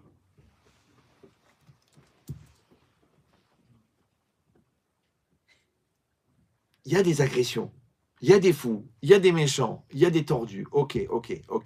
Comme il y a de la pluie, comme il y a du vent, comme il y a du tonnerre, ok. Mais pourquoi ça rentre chez toi? Je dis, ben, je viens de vous dire, j'ai rencontré un fou. Mais pourquoi ça rentre chez toi? Oui, mais il faut voir les remarques qu'elle me fait. Mais pourquoi ça rentre chez toi? Oui, mais elle me casse perpétuellement. Oui, mais pourquoi ça rentre chez toi? C'est pas parce qu'il y a des gens énervants que tu dois être énervé. Mais justement, je vous explique que je m'énerve parce que des gens m'énervent. Mais comment l'autre, de l'extérieur, il peut rentrer dans ton système nerveux? Alors c'est très simple, c'est une loi physique. Vous prenez une batte de baseball. Vous tapez dans un rocher. La batte de baseball, elle ne va pas casser le rocher. Par contre, toi, tu vas te casser le poignet. Parce qu'en l'onde de choc, elle rebondit sur le rocher qui est plein et elle repart. Et en repartant, elle te casse le poignet. Par contre, tu tapes dans un vase. Le vase, il est vide. Donc l'onde de choc, elle rentre à l'intérieur. Pour ressortir, elle casse le vase. Et toi, ton poignet, il est bien. Donc, pourquoi est-ce que l'onde de choc, elle est rentrée? Parce qu'il y avait du vide à l'intérieur. Vide de quoi, hein? Vide de toi. C'est pour ça que je vous ai dit tout à l'heure. Mais c'est vrai que je suis très concis. Et là, ce soir, je me force à parler doucement parce que les gens me disent, ah, vous allez trop vite. J'ai tellement de choses à vous dire. Comment je vais faire pour vous faire rattraper 21 ans? C'est compliqué. C'est pas grave. C'est pour ça que les gens intelligents, ce soir, ils vont laisser passer. Demain, après-demain, ils vont prendre le cours sur YouTube. Ouais. Après, ils vont l'enregistrer. Vous pouvez l'enregistrer, c'est gratuit. Et après, vous allez entièrement le mettre par écrit, mot à mot. Et après, vous allez le découper en 12 séquences, en mettre en application une séquence par mois. Et quand vous allez mettre en application, ça veut dire que vous allez mesurer la distance entre vous et ce que je dis dans chaque étape. Et la distance entre ce que je dis et vous, elle va vous donner le relief de vos plus et de vos moins, ce qui fait que vous allez avoir un portrait robot de votre intériorité, et en même temps, vous aurez les outils pour travailler, pour passer à l'étape d'après. Donc ça veut dire que moi, pour moi, hein, sans aucune fausse modestie, ce cours-là, si vous voulez intégrer, 1 an. C'est pour ça que là, j'adore quand les gens me disent « Ah, c'est quoi le thème ?» Je sais pourquoi tu l'as déjà écouté. Ne le prenez pas mal. Hein. J'ai aucun, encore une fois, j'ai aucun a priori de supériorité sur vous. Mais moi, les cours, j'assiste à tous. Est-ce que vous comprenez? J'assiste à tous mes cours. Vous allez dire, bah, vous êtes bien obligé. Écoute, Calimero, quand je vous dis que j'assiste, ça veut dire que je refais le cours. Je réfléchis le cours, je me remesure avec le cours et j'évolue avec le cours. Donc imagine 35 ans. Toi, c'est la première fois que tu l'entends. Moi, ça fait 35 ans. C'est pour ça que c'est tellement concis, c'est tellement précis, c'est tellement concentré. Mais des fois, la concentration, elle fait perdre la masse. C'est sûr, quand tu vois un train qui passe devant toi, tu ne peux pas compter les atomes. Mais si tu t'arrêtes, tu dis stop, on va faire des tranches et on va utiliser chaque étape. Ouais, mais moi, les psys me disent, rien, mais dans un cours, il y a 10 ans de thérapie. T'es un malade, tu nous fais au chômage. Mais encore une fois, vous pouvez continuer à attendre la prochaine blague. Tiens, ce soir, il n'était pas très marrant. Bon, et puis je suis venu pour la cam, il n'y a pas ce qu'il faut. Donc, tu peux. C'est possible. Tout est possible. Pourquoi? Parce que de la même manière qu'Hachem, il nous fait une proposition qui s'appelle la vie, de la manière, moi, je vous fais une proposition qui s'appelle le cours. Après, le degré d'enseignement, le degré d'évolution et le degré de maturité que vous aurez par rapport au cours, c'est exactement inversement proportionnel au degré de pénétration de l'agression. Donc, moi, je vous donne des outils pour être entier. Quand vous êtes entier, les agressions, c'est vous qui allez mesurer l'impact. Mais si vous n'êtes pas construit, les agressions, elles vont rentrer, elles vont tout casser. Voilà. Maintenant, aujourd'hui, c'est une épreuve. Demain, c'est un conjoint. Après-demain, c'est un enfant. Après-demain, c'est un patron. Maintenant, évidemment, il y a le prud'homme, tu peux l'attaquer pour harcèlement, mais tu te poseras toujours la question. Pourquoi les tigres, malgré leur puissance, n'attaquent pas les femelles rhinocéros? Parce que le tigre, il fait 2 mètres. Ouais. Il pèse 250 kilos. À chaque bouchée, il enlève 10 kilos de viande. Et pourtant, quand la femelle rhinocéros, elle est à côté de ses petits, le tigre, il se barre. Parce qu'il sait que dans la colère, elle va l'éventrer avec la corne de devant. Donc vous décidez, ou vous êtes des brebis accrochées à un arbre qui attendent d'être dévorées,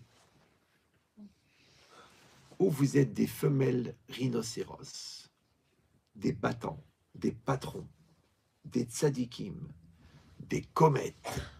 Il faut décider. C'est tout. Maintenant, quand tu as décidé, il faut se donner les moyens. Donc la décision, elle prend 1 seconde. Les moyens, ils prennent 10 ans. Mais encore une fois, vous n'êtes pas obligé. Il en faut des consommateurs, des concernés, des convaincus, des contribuables. Vous trouverez le facteur commun. Ouais. Ou non, tu dis non, je ne veux pas être un CON. Or, de la même manière que quand tu as une dette, la seule preuve de ton honnêteté, c'est que tu donnes les moyens de la rembourser. De la même manière, le jour où tu comprendras que tu as une dette envers Hachem parce qu'il t'a donné la vie, que tu as une dette envers ton conjoint parce qu'elle t'a donné sa confiance, que tu as une dette envers tes enfants parce que tu es censé être un repère, repère, ouais, et ben c'est la conscience de la dette qui permet d'accéder aux moyens. Comme ça, il dira French Shmulevitz. Celui qui ne trouve pas l'argent pour rembourser, c'est qu'en fait, il a pas vraiment pris la responsabilité du remboursement. Donc celui qui se permet de se prendre la tête et de s'engueuler pendant 15 ans avec sa femme parce qu'elle n'est pas d'accord, parce qu'on n'est pas truc, parce qu'on n'a pas le même niveau de religion, c'est parce qu'il n'a pas pris conscience que quand il a dit « Areat mekudeshetli », ça veut dire « je te rendrai heureuse, quelles que soient les circonstances ». Comme si eux, non. Tu n'as pas la dette. La dette, elle est bonne parce qu'elle engage. Vous me suivez ou non? Les gens, ils ne veulent pas de dette. Du coup, ils ne s'engagent pas. Comme les gens ils disent, vous savez, je ne veux pas t'échouva parce que j'ai peur ici, je retombe. Mais déjà, tu es en bas, Yabrel. Comment tu vas tomber plus bas? Ou il dit, je préfère ne pas emprunter, ne pas rembourser. Je préfère ne pas faire un éder et après, parce que faire un éder et après ne pas appliquer le néder. Mais Yashbeb, le néder, c'est une promesse. Le néder, c'est un challenge, c'est un défi. La mitzvah, c'est un défi. La vie, c'est un défi. Toute la vie, c'est des défis. D'ailleurs, il y a des filles et des garçons, d'accord? Maintenant, toi, quand tu prends le risque de rater, tu prends le risque de réussir. C'est pour ça que les placements à risque à la banque rapportent beaucoup plus que les placements qui sont garantis. Si tu avais un peu d'argent, tu vas à la caisse d'épargne, tu achètes un livret A, ça s'appelle livret A, parce que quand tu vois ce que tu as gagné à la fin de l'année, tu dis A. Au début, ça s'appelait livret Khlet. Quoi? 22 000 euros d'immobilisé pendant un an et j'ai gagné 72 euros. Mais achète des patates, un caddie et vends des frites dehors. Tu vas les faire par jour, les 1000 euros. Vous avez compris ou non? Oui, mais c'est risqué. Tout est risqué. Même notre intelligence, c'est risqué. Même d'être heureux, c'est risqué. D'être marié, c'est risqué. Même de faire des enfants, c'est risqué. Mais c'est un placement qui rapporte parce qu'il est à risque. Pourquoi? Parce que le risque, en tout cas la prise de risque, c'est l'expression de la maturité. Alors que la fuite du risque, c'est l'expression de l'immaturité. Alors, Rabotaï, à quoi l'a servi cette vie si tu n'as pas pris le risque de devenir toi-même? Si tu n'as pas pris le risque de devenir un tzaddik, si tu n'as pas pris le risque de devenir une sadéquette, si tu n'as pas pris le risque de devenir quelqu'un de bien, alors à quoi ça servait? Genre, j'ai une vie pas risquée.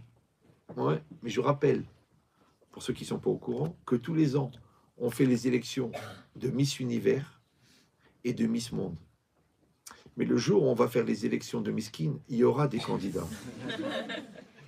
Donc ne soyez pas Miskin. Ouais. On n'est pas obligé d'être tous religieux.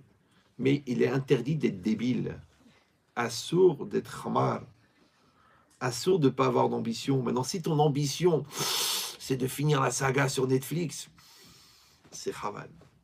Si ton ambition, c'est de trouver un shit qui te fait planer plus que celui de la veille, c'est dommage. Si ton ambition, c'est de manger 4 pizzas blinéder, c'est dommage.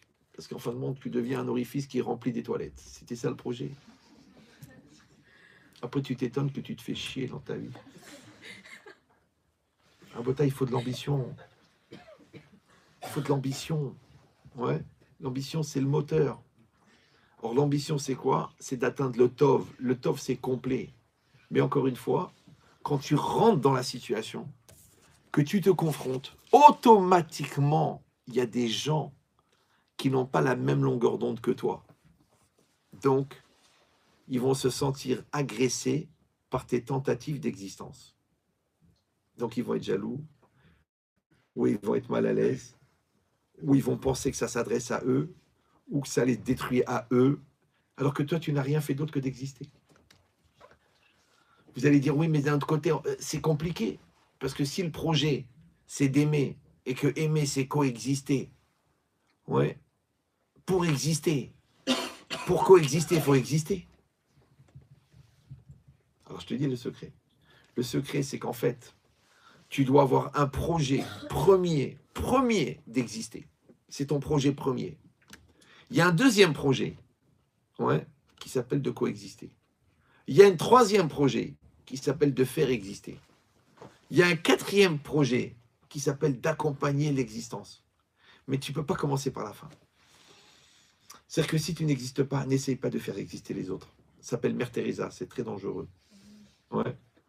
N'essaye pas de faire tes chouvas au gars qui a 17 mois de juin dans son calendrier.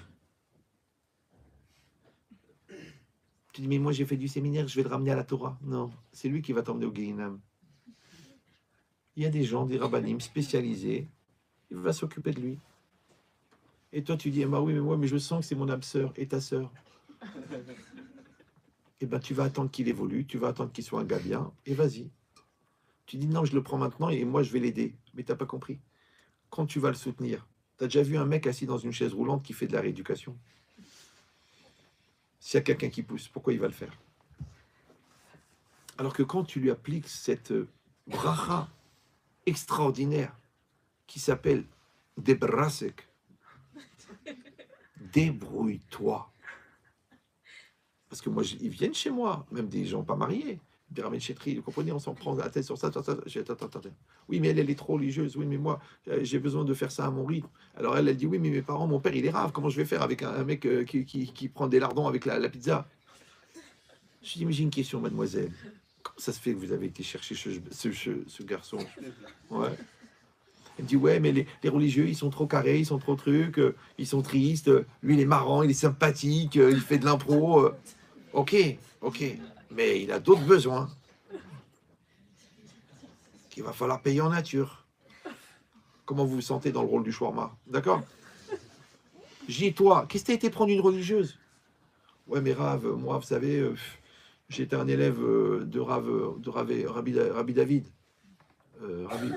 Rabbi David Guetta, le Rav de Ibiza. C'est un Hazan, il est très connu. Et j'étais dans tous ces séminaires, toutes ces soirées. Et qu'est-ce qu'on a pris, qu'est-ce qu'on a mangé, qu'est-ce qu'on a fumé. Et je sais, il y en a qui s'extasient, mais... Et toutes les meufs, et tout ce qu'on a fait, tout ce que... Mais maintenant, je veux une fille sérieuse, je veux une fille de famille, je dis, mais il faut que tu sois au niveau. Vous comprenez ou non? Parce que il faut savoir, n'écoutez pas vous. Vous savez que les garçons, ils pensent béhémeth qu'il y a des filles pour s'amuser, des filles pour se marier. Vous êtes au courant ou non? Vous devriez quand même vous poser la question dans quelle catégorie vous êtes. Hein? Bah oui, parce qu'il y a les épousables et les jetables. Ça s'appelle Had Pami. Ou un coup d'un soir. Ouais. Et toi, tu dis, je peux pas. Je suis un diamant. T'as déjà vu un mec qui rentre chez Boucheron? Il dit, vous auriez pas un truc pointu? C'est parce qu'il me reste un bout de salade. Il dit, mais on est chez Boucheron, monsieur. Oui, mais il faut un truc un peu gros quand même et un peu pointu. Ça, par exemple. Ça, monsieur, 232 000 €. 21 carats. Ah non, un cure-dent. Alors, tu vas chez le Paki, là. Ah, vous me tutoyez? Ouais, c'est normal, t'as pas de cerveau. Donc, tu vas chez le Paki, tu demandes des cure-dents. Tu peux en prendre 100. Vas-y, fais-toi plaisir. Tu sais quoi, je te les offre. L'autre, c'est pas un cure-dent. C'est une personne. Mais encore une fois, tu sais pourquoi tu considères l'autre pas comme une personne? Parce que toi-même, tu ne te considères pas comme une personne. C'est que toutes les avérotes, toutes les bêtises qu'on fait, et tout ce qu'on subit, ça vient du fait qu'on n'a pas la valeur personnelle. Parce que si toi, tu es un diamant, ouais, si toi, encore une fois, tu es une Bat Israël, tu es un Ben Israël, si toi, tu es intelligent, si toi, tu as un projet, si toi, tu vas aller loin dans ta vie, si tu vois ta famille dans l'équilibre, dans la pureté, dans la kedusha, tu vois dans le dialogue, dans la communion, mais Baba, tu ne peux pas partir de la khara et arriver à là. C'est impossible. Tu dis pourquoi pas? Mais c'est pour ça qu'on a inventé Cendrillon, Blanche-Neige. C'est fait pour ça, c'est pour faire rêver les hmarotes. Donc l'autre, elle est jetée à la cave en train de faire la vaisselle. Il arrive l'autre, le chevalier blanc, le prince charmant. Elle dormait. C'est normal il a fallu l'embrasser. Elle dormait. Alors si Dieu veut, toi aussi, tu vas te réveiller. Tu vas arrêter de rêver en écoutant des chansons. Tu vas dire, je veux un garçon super. Il faut que je devienne super. Je veux un garçon équilibré. Il faut que je sois équilibré. Je veux une fille de sadéquette. Il faut que je sois de sadique. Non, pas forcément. Tu sais, des fois, Dieu, il fait des trucs bizarres. Oui. Ah, tu confonds avec Arthur. C'est pas la même religion. Ouais. Rabotai, c'est pas shoot. Vous savez, une fois, il est venu chez moi. Il m'a dit, Ramet Chétrit, voilà. Je suis fiancé depuis 3 ans. Ils ont une capacité de longévité incroyable dans les hésitations. Il m'a dit, écoutez, je vais casser le mariage. Je vais annuler le mariage. Je dis pourquoi? Il me dit, parce que ma copine, on a été à une bar mitzvah. Elle est venue déjà habillée hyper court. C'est une collection qui s'appelle Ficelle. Donc on voyait tout. Elle est montée sur la table, elle s'est mise à danser comme une folle. Elle a remué de partout. Elle dit, bah, c'est un manque de pudeur. Je dis, ok. Je dis, excuse-moi, j'ai juste une question. Toi, t'es Shomer Shabbat? Il me dit, non. Chazvé Shalom. Ben, je dis, alors vous êtes pareil. Sauf que toi, c'est dans le Shabbat et elle, c'est dans la pudeur. Donc elle, son Yetzirara, c'est de se montrer.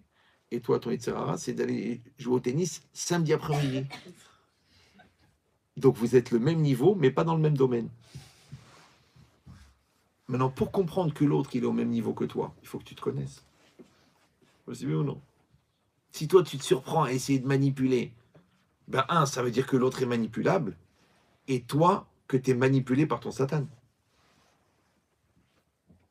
Maintenant, pour que toi, tu sois manipulé par ton Satan, il faut que tu sois absent de toi, puisque tu n'as pas le recul sur toi-même pour que l'adulte qui est en toi, il s'occupe de l'enfant qui est en toi. Donc, en fait, tu es immature. Toute la vie, c'est comme ça. Ça veut dire qu'en fait, on passe dans toute notre vie à faire des choix, à dépasser des limites, à grandir, à être mitgaber, à devenir des adultes, ce que nous on appelle des tzadikim. Ouais. Comment? En surmontant l'épreuve. Or, l'épreuve, c'est quoi? C'est la proposition du Yetzirara. Maintenant, encore une fois, que tu l'appelles Yetzirara, que tu l'appelles névrose, que tu l'appelles opportunité de se planter, que capacité à s'enfoncer, de la tentation du mensonge, tu peux l'appeler comme tu veux. Mais encore une fois, on ne peut pas grandir si on n'a pas l'occasion de se planter. Donc, tu auras toujours l'occasion de se planter. Et toi, qu'est-ce que tu fais? Tu justifies le fait que tu te plantes parce que tu as eu l'occasion de te planter. Mais tu sais pourquoi? À cause du oui, mais. Parce que si tu avais dit, oui, je grandis, oui, mais l'autre, il me propose d'être petit. Tu vois, quand tu as dit, oui, l'autre, il me propose d'être petit, tu as fait mais. Donc, ça a cassé ton élan d'être grand. Oui, je sais que la vérité, c'est important, mais des fois, avec le mensonge, on gagne du temps. Donc, ta vie, elle est fondée sur le mensonge.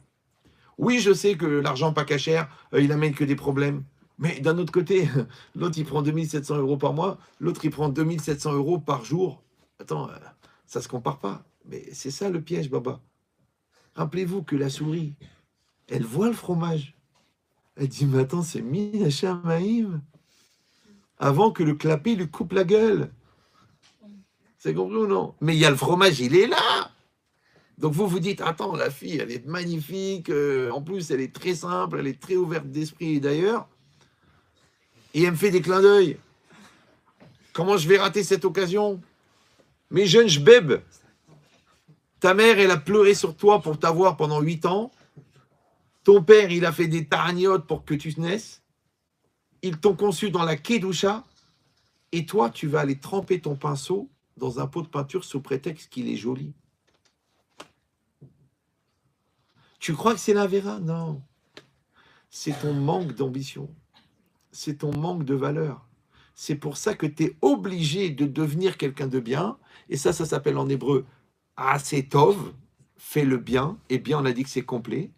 Mais en même temps, Sourmera, écarte-toi du mal. Maintenant, c'est quoi le mal? Il dit le Maharal, Davar Shen Botachlit. Une chose qui n'a pas de finalité, qui n'a pas de sens. Maintenant, si toi, tu te surprends à faire des choses, à dire des choses, à penser des choses, que tu sais qu'elles ne te rapportent rien, qu'elles vont t'amener des problèmes, et que tu sais qu'elles ne te servent à rien, mais que tu les fais quand même parce que c'est plus fort que toi, ça s'appelle du mal. Mais s'il y a des choses qui sont dures, qui ne sont pas faciles, qui vont te prendre des années, que des fois il faut te remettre en cause, il faut casser tes nerfs, il faut casser ton orgueil, et ça fait mal au ventre, mais tu sens que tu grandis, c'est du bien. Pourquoi? Parce que tu sens que tu as grandi quand tu l'as fait. Donc c'est exactement pareil.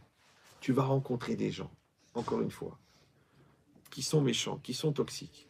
Alors première chose, tu vérifies, est-ce que ton système de protection est au point? Est-ce que tes murailles de protection sont au point? Est-ce que tu es plein à l'intérieur? Est-ce que tu es pleine? Est-ce que tu es clair? Est-ce que tu te respectes? Si tu n'es pas en niveau, va-t'en. Tout de suite. Tu dis non, je vais le faire, c'est pas grave, je vais pas me laisser faire. Tu vas sortir abîmé. Va-t'en. Évite le conflit, évite la rencontre, parce que tu vas sortir détruit, peut-être détruite. Ouais. Mais si tu es construit, tu as fait ce travail, ouais. Et normalement, Akadosh Baruch Hu, il est gentil, parce qu'il t'envoie toujours l'épreuve qui est adaptée à ta personne. Donc ça veut dire que même quand tu rencontres quelqu'un de méchant, ouais, pourquoi le méchant, il est méchant? Parce que le gentil, il est gentil. Ça veut dire que la force du fort, c'est souvent la faiblesse du faible. Parce qu'au fond, le méchant, c'est un pauvre type. Ouais. Maintenant qu'ils sont méchants physiquement, ils donnent des coups. Bon, c'est carrément une raïka, ouais, une kaïra. Ouais. S'il est méchant avec les mots, ça s'appelle la megadel et tatsmo al kalun ravero. Celui qui se grandit en rabaissant l'autre. Ouais. Si toi, tu comptes sur la personne, ou si toi, tu valorises la personne, on l'a dit, ça va te faire très mal. Mais si toi, tu as créé un filtre à lourdeur, donc tu vois l'information arriver, tu as du recul par rapport à la situation, et tu te protèges, tu dis, mais je veux pas. Comme je vous avais dit une fois, dans un cours sur la colère, quand tu as 14 ans et que quelqu'un te parle mal, tu veux le tuer. Quand tu as 20 ans, tu es énervé. Mais quand tu as 40 ans et que le mec il veut t'embrouiller, tu rigoles. Ça te fait marrer. Ouais, j'ai une affaire en or, tu me donnes 10 000 euros, dans 6 mois, je te donne 5 000, 50% d'intérêt. Ouais, mais parce que tu es un copain, je le fais vraiment pour toi, on se connaît, j'ai failli épouser ta sœur. Mais tu es mon beau-frère, tu veux m'embrouiller. Tu te marres. Tu rigoles. Tu dis, mais non, je vais m'énerver, je vais le tuer, je vais lui mettre un coup de boule. Mais non, tu te marres. Maintenant, le fait que tu arrives à rigoler, ça prouve le recul que tu as par rapport à la situation. Vous savez ou non? Parce qu'encore une fois, si tu veux le tuer, ça veut dire qu'il a touché ton essence. Si tu es énervé, c'est qu'il arrive à te faire frissonner. Mais si tu rigoles, c'est-à-dire que tu as dépassé le frisson, tu as dépassé l'énervement, tu as dépassé l'intention de meurtre et tu te marres. Tu sais quoi? Tu me fais marrer. Donc ça veut dire que tu es autonome. Donc ça veut dire que tu es construit. Donc tu es libre. Parce que si toi, ta vie, c'est une série de réactions, ça veut dire que l'autre, en agissant, il te fait réagir. Donc ça veut dire que c'est le maître de ton action, c'est l'autre, puisque toi, tu réagis. Évidemment, je sais ce que vous me dites. Oui, mais il y a des mots qui font très mal. D'accord? Il y a des gueules, c'est agressif. Il y a des reproches, il y a des piques, il y a des railleries, il y a des moqueries en public. C'est dur, c'est très dur, Rav. Je sais pourquoi c'est dur. Parce que tu n'as pas encore atteint l'autonomie existentielle. Tu dois exister par toi-même devant Dieu. Quand tu existes par toi-même devant Dieu, l'autre, c'est une proposition. Mais quand tu n'existes pas, l'autre, c'est une agression. Comprenez ou non? Ça veut dire que le toxique, la toxique, ouais, elle n'a de force que dans ta faiblesse. Si c'est quelqu'un que tu peux éviter, tu l'évites. Ouais. Si c'est quelqu'un que tu as épousé, tu travailles. Si c'est quelqu'un qui t'a mis au monde, ça veut dire que le bon Dieu l'a calculé que dans ton mazal, tu vas avoir une influence comme ça. Mais ça changera. Tu dois optimiser cette relation. Qu'est-ce que je vais faire avec? Vous savez, une fois, j'ai dit à quelqu'un, il me dit, ouais, mais Rav, dans ma vie, j'ai rencontré que des gens méchants. Je dis, mais c'est bien, parce que tu sais ce qu'il ne faut pas faire. C'est que le jour où tu vas te surprendre à faire la même chose qu'eux, tu sais que tu t'es planté, puisque tu sais ce qu'il ne faut pas faire. Maintenant, il te reste à apprendre ce qu'il faut faire, ce qui n'est pas forcément le contraire de ce qu'ils ont fait. Moi, mon Rav, il fumait beaucoup. Bon, 4 paquets de Marlboro rouge par jour, c'est beaucoup. J'ai jamais fumé une cigarette de ma vie. Jamais. J'ai appris. J'ai appris. Mon père, Zichron Limracha, il mangeait très vite. Moi, j'ai appris à manger doucement. C'est que tu peux apprendre de l'erreur de l'autre. Quelqu'un d'autre, il va dire le contraire. Ah non, si mon Rav, il fume. Tu sais pourquoi je fume? Parce que mon Rav, il fumait. Mais à Raudon Kolo, l'autre, c'est une proposition. Donc l'autre, il est énervant. Je ne suis pas forcément énervé. L'autre, il parle mal. Je ne suis pas obligé de prendre à cœur. L'autre, il veut me définir. Je vais dire, mais d'où il me connaît, celui-là? L'autre, il veut me chambrer en public. J'ai dit, on va rigoler. Moi aussi, j'ai de l'humour. Peut-être c'est toi qui vas mourir aujourd'hui. Vous savez, quand j'étais jeune, j'étais un peu freluqué, moi. Mais à l'école Goy, tout le monde avait peur de moi. Parce que j'avais des réparties, j'avais des blagues. Le mec, il était malade pendant une semaine. Ben, je me défendais avec mes armes. L'autre, il était au de la montagne. Une fois, je faisais le clown en classe. Bon, une fois, ça veut dire c'était à chaque cours. Et c'était en cours de gym. Alors, le prof de gym, qu'est-ce qu'il veut? Il veut me faire à l'archouma. Il arrête le cours. Il me dit, Mechia. Enfin, il me dit, Ben Chetrit, qu'est-ce qu'on va faire de toi plus tard? Alors, moi, je le regarde. Je lui dis, au pire, on fera un prof de gym. Il ne s'est pas remis jusqu'à aujourd'hui. Il a eu un tic nerveux comme ça. Genre, il me faut un trou pour mourir, mais c'est trop tôt. Bon, c'est un exemple, mais ça veut dire quoi? Ça veut dire que la vitesse intellectuelle, elle donne l'humour. Et l'humour et la vitesse intellectuelle, ils donnent la capacité de répartie. Maintenant, après, tu peux l'utiliser encore une fois pour te défendre. Ouais, tu peux l'utiliser pour attaquer. C'est compliqué de ne pas utiliser. Ouais, comme l'intelligence. Si tu es intelligent et que tu es triste, tu vas faire une très grande dépression.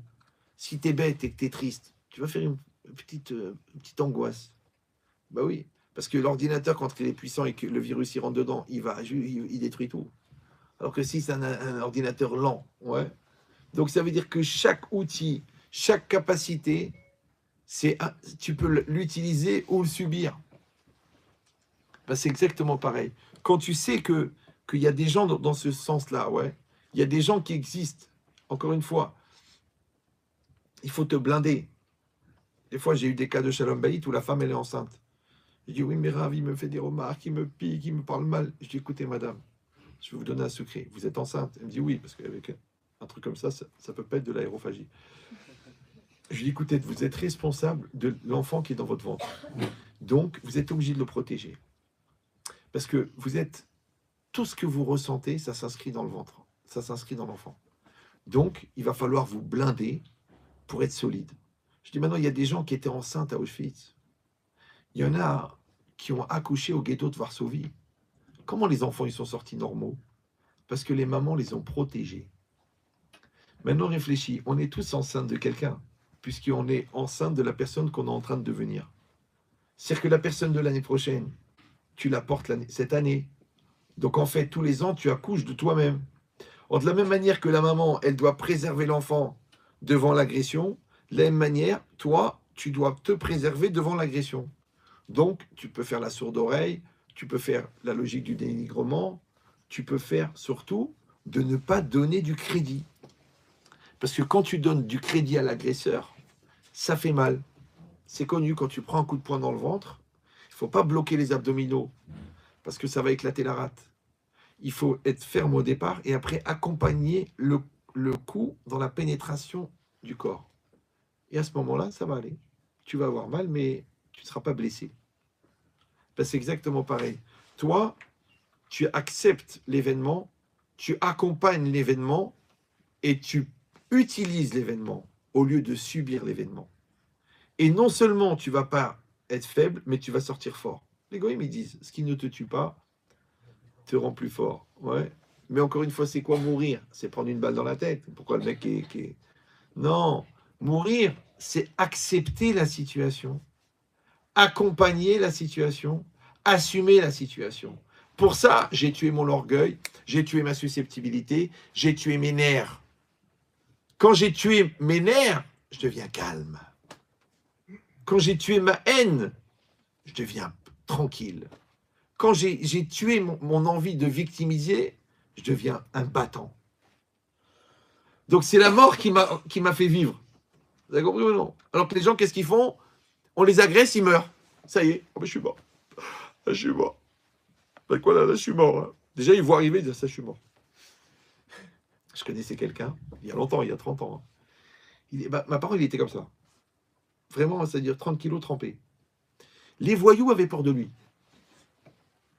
Puisqu'il se faisait attaquer à l'époque par 15, 5, 6, 7 personnes, dans les cités là-bas, à Lyon. Mais il était tellement fou, ouais, qu'il avait peur de rien. Il se battait, il fracassait tout le monde. Les mecs, ils disaient, laisse-le tranquille, celui-là, il est fou. C'est-à-dire quoi? Il a dépassé sa peur. Ou non, le contraire. La peur, elle te paralyse. Oui, c'est connu. La peur, surtout pour les gens qui ont pris la nationalité espagnole, puisque hispanique, ouais, quand il panique, il est paralysé. Tu dis, mais même les pilotes de chasse, ils ont peur. Même les soldats, ils ont peur. Même en rentrant à Gaza, ils ont peur. Oui, mais encore une fois, si tu subis ta peur, elle te paralyse. Si tu utilises ta peur, elle crée ce qu'on appelle l'hyperconscience. Et l'hyperconscience, c'est indémontable. On ne peut rien te faire. Donc ça veut dire quoi? Ça veut dire qu'encore une fois, des deux côtés. D'un côté, je me préserve sur mes rats. J'écarte. Je vois que la personne, elle est bizarre. Pas la peine de perdre le temps. Ne restez pas 1 an, 2 ans avec quelqu'un qui a des hauts, des bas, qui est instable, qui ment, qui triche, pas la peine. En 1 mois, tu as compris, tu te barres. Allez hop, ne perds pas. Oui, mais ramène chez Tri.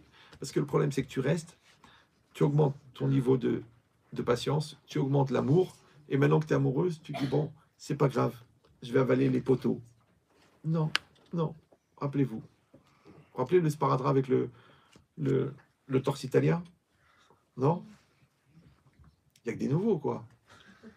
Vous prenez, vous imaginez la force de l'image, ouais. Un Italien avec un torse bien large et bien poilu. L'Italien poilu. Et il y a un gars, il lui dit, tu sais, si tu veux, je te donne 20 €, on fait une expérience. Laquelle? Je te donne un sparadrap qui fait 20 cm de large et 60 cm de long. Il dit, ok, tu le colles sur toi, ouais, pour 20 €. Le mec, il dit, ok, 20 € c'est fait, c'est gagné. Le problème, c'est que au moment où tu colles le sparadrap, à la limite, c'est doux, c'est sympa, c'est une caresse. Mais quand tu veux enlever le sparadrap, que le sparadrap, il s'est imprégné de la peau, il a absorbé le poil et qu'il a bien adhéré, tu vas mourir. Ben, c'est exactement pareil. Christine, c'est comme un sparadrap. Quand tu le côtoies, c'est doux. Et quand ta mère elle te dit c'est où elle ou moi, tu vas mourir pour l'enlever. Pourquoi tu as adhéré? Toi, tu as vu qu'il n'était pas clair. Toi, tu as vu qu'il avait des intentions bizarres. Toi, tu as vu qu'il mentait. Tu l'as surpris 2 fois, 3 fois. Ne perds pas le temps. Oui, mais il a le droit de faire tes chouvas. Non, pourquoi? Pourquoi t'as combien de vies, toi? Moi, je vois les gens, ils me disent, écoutez, Rabben Chetrit, 15 ans de mariage, 15 ans gaspillés. Mais quand vous étiez fiancé, elle me dit, oui, je sais, vous m'aviez dit qu'il n'était pas pour moi. Les gens, ils viennent. Moi, je ne suis pas un scanner, mais il vient. Je pose 3, 4, 5, 6 questions. Je vois le gars, il tient pas la route. Je dis, écoutez, madame, mademoiselle, vous n'êtes pas adapté. Non, mais c'est pas grave, je vais l'aider. Comme vous voulez. Il fallait pas venir. Et après, 15 ans après, avec 6 gosses, écoutez, Rabben Chetrit, pas trop avec ma sœur. Il a touché ma fille, la grande. Je vous avais dit, il sentait le pourri. Il sentait le pourri. Tu vois un gars, tu sens, c'est marrant, il y a un cadavre. Non, c'est lui. Tu sens les gens. Parce que vous soyez des grands psychanalystes et le bon Dieu vous a donné la force d'analyse, ou que vous soyez intuitive et le bon Dieu dit attention, danger. Mais à un moment ou un autre, pour que tu aies le libre arbitre, on va te prévenir. Le problème, à Odon Kolo, Pour écouter le signal d'alarme, il fallait qu'il y ait quelqu'un dedans que ça intéresse. Mais si tu n'as pas construit ta valorisation personnelle, donc il n'y a personne dedans pour dire c'est pas pour moi. Tu veux ou non? C'est comme les gens qui me disent oui, mais de toute façon, Rav, j'ai rien à perdre. Et c'est ça ton problème. Ah, mais de toute façon, je m'en fous, j'ai rien à perdre. Mais que 10 ans de mariage, de toute façon, une de perdue, 10 de retrouvée. Je dis, enlève ton alliance, va dans une soirée célibataire, essaie de te placer avec ton ventre et ta calvitie. On va voir si c'est facile, monsieur Aldo. En fait, c'est Marlouf. Ouais. Donc, ça veut dire quoi? Ça veut dire... Oh, qu'est-ce que je voulais dire? Ah, les blagues, ça fait perdre le contrôle. Qu'est-ce que je disais juste avant? Non, juste avant Marlouf. Non, ça y est, on a fini, c'est pas grave. Ça y est, on l'a bien décollé, grâce à Dieu. Ouais, avec la moitié de la poitrine. Ouais. Qu'est-ce que je voulais dire? Hachem, il faut m'aider, là, je suis seul. Je sais pas, c'est parti. Bon, ça ne devait pas être important. Ce qui compte. Bon, là, c'est bien, ça fait 1h40, donc là, vous êtes à la limite de prier pour que je m'étouffe. Donc, vous avez compris que quand moi, je vais me construire, que je vais travailler ma joie, que je vais régénérer mon réservoir de joie, que je vais travailler ma valorisation personnelle, que je vais faire des choses importantes qui vont me donner de la valeur, que je vais me sentir bien dans ma religion, parce que je vais avoir un dialogue direct avec Dieu, que je vais maîtriser mon Yetzer Hara, que je vais pas faire des choses que je vais regretter, que je vais éviter des actes qui sont pas jolis et que je me sens mal, et des situations où je me sens sale et pourri et pollué. Donc, qu'est-ce que j'ai fait? Vous avez compris, j'ai capitalisé. Ah oui, j'ai rien à perdre, merci. Oh, heureusement qu'il y en a un qui suit. Donc les gens, ils viennent chez moi. Je lui dis, écoutez, vous avez 4 enfants, il faut vous battre. Il dit, non, j'ai plus rien à perdre. Je lui dis, mais toi, personnellement, mais tu peux pas te laisser aller comme ça et fumer des joints et partir dans la coke et tout et ne rien foutre à l'école. Mais de toute façon, j'ai rien à perdre. Oui, mais écoute, c'est ton conjoint, enfin, c'est ton enfant, tu peux t'en occuper, ok, il s'est fait renvoyer de toutes les écoles. Ben, je m'en fous, j'ai plus rien à perdre. Donc le vrai problème, c'est que tu n'as rien à perdre. Vous me suivez ou non? Si toi, tu as travaillé 10 ans pour créer cette boîte, et grâce à Dieu, tu rentres en bourse cette année, et un mec, il vient, il te fait une supposition, il change les papiers, il te prend la boîte, tu vas le tuer, pourquoi? Parce que c'est toi qui as créé la boîte. Donc tu as quelque chose à perdre. Si toi, tu t'es construit, tu t'es valorisé, tu es solide, tu es clair, tu es bien devant Hachem, tu es bien devant... Donc tu as quelque chose à perdre, parce qu'il y a quelqu'un. Donc ça veut dire que quelqu'un qui divorce facilement, c'est qu'il n'a pas construit son couple, donc il n'a rien à perdre. C'est pour ça que moi, les jeunes Hatan Kala, ils sont à la choupa comme ça, ils sont là. Je leur dis maintenant chrono. Ils me disent comment ça chrono? Je dis chrono. Allez-y là. Cette année, gentillesse, douceur, investissement, épanouissement, compréhension, les kafsroutes, maîtrise, remise en cause, prière, comprendre l'autre dans l'intimité, lui apporter le meilleur. Toute cette année-là, vous allez capitaliser. Comme ça, quand le Satan il va venir pour foutre la pagaille, il vous dira, tu sais quoi, envoie-la balader, eh ben, traite-le de pourriture. Tu peux pas. Pourquoi? Écoute, parce que tu as quelque chose à perdre. Mais qu'est-ce qu'il fait Yetzer Hara? On est mariés, on est cool, religieux ou pas religieux. En fait, on profite du temps, on fait des kiffs, on va au cinéma, ouais, mais on construit pas. On construit pas. Le jour où il vient une crise, ouais, ben, l'autre au call center, il a rencontré une fille. Bon, c'est vrai qu'il est Kollelman, mais bon, il est partout, d'accord. Et l'autre, c'est pareil. Elle dit, bon, elle voulait tellement maigrir, bon, elle a perdu 40 kilos. Depuis qu'elle a perdu 40 kilos, elle se prend pour une star, elle a envie de vivre sa vie, elle n'aurait jamais dû t'épouser, elle va aller en boîte et tout. Qu'est-ce qui s'est passé? Il s'est passé que tu n'avais pas capitalisé. C'est exactement pareil avec Hachem. Si toi, tu crées une relation de proximité, une relation d'amour, une relation de crainte, une relation de pureté, et toi, tu as dans la tête, tu as les tzadikim, tu as Baba Salé, tu as une prière qui est bien faite tous les jours, et tu mets tes tefilines comme il faut, d'accord? Et tu te préserves, et tu grandis, et tu as la Shekhinah à la maison, et que lui, il vient, il dit, hey, la voisine, c'est une info. Tu dis, merde, qu'est-ce que j'en ai à foutre? J'ai des lingots d'or à la maison, et toi, tu me proposes d'aller me salir dans le local à poubelle parce que son mari, il n'est pas là. Encore une fois, pourquoi je ne vais pas le faire? Parce que j'ai le contrepoids. Donc, il faut avoir quelque chose à perdre. De la même manière, quand l'autre, il va t'agresser, quand l'autre, il va te parler mal, ouais, tu vas l'écouter, tu vas l'entendre. Tu vas lui dire, Michila, je peux pas. Mais pourquoi? Parce que j'ai quelque chose à perdre. Vous avez compris ou non? Donc vous avez compris que c'est un travail perpétuel de Asetov, c'est-à-dire de construire ma plénitude, de devenir une personne de valeur le plus vite possible, et en même temps, Sourmera, de se préserver, d'écarter les gens vraiment trop bizarres. Ensuite, les gens que je ne peux pas écarter parce que c'est mes parents, donc d'apprendre à cachériser, à utiliser, c'est-à-dire à prendre le bien de leur mauvais. Ouais. Encore une fois, parce que s'il est très nerveux, je vais apprendre le calme. Oui. S'il est très menteur, je vais apprendre la vérité.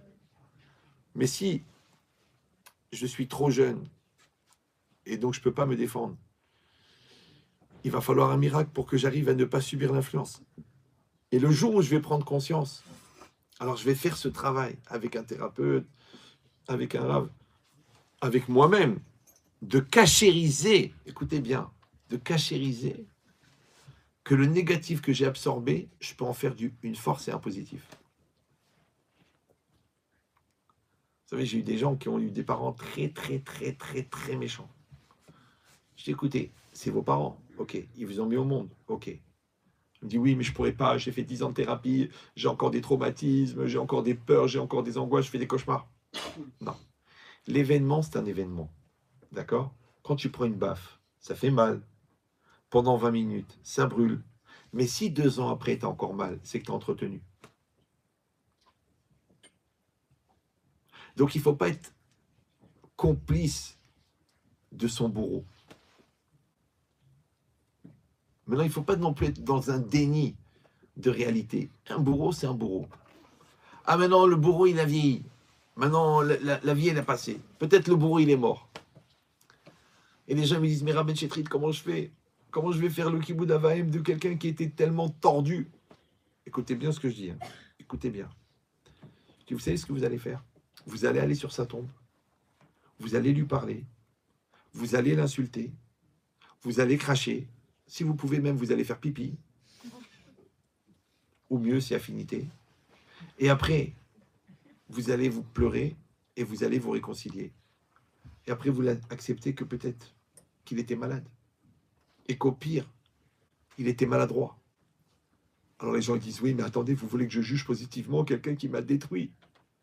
Non, je ne suis pas en train de vous dire de le rendre un tzaddik. Je vous demande seulement d'arrêter l'hémorragie de la souffrance qu'il a créée à l'époque et qui continue à vous inonder aujourd'hui.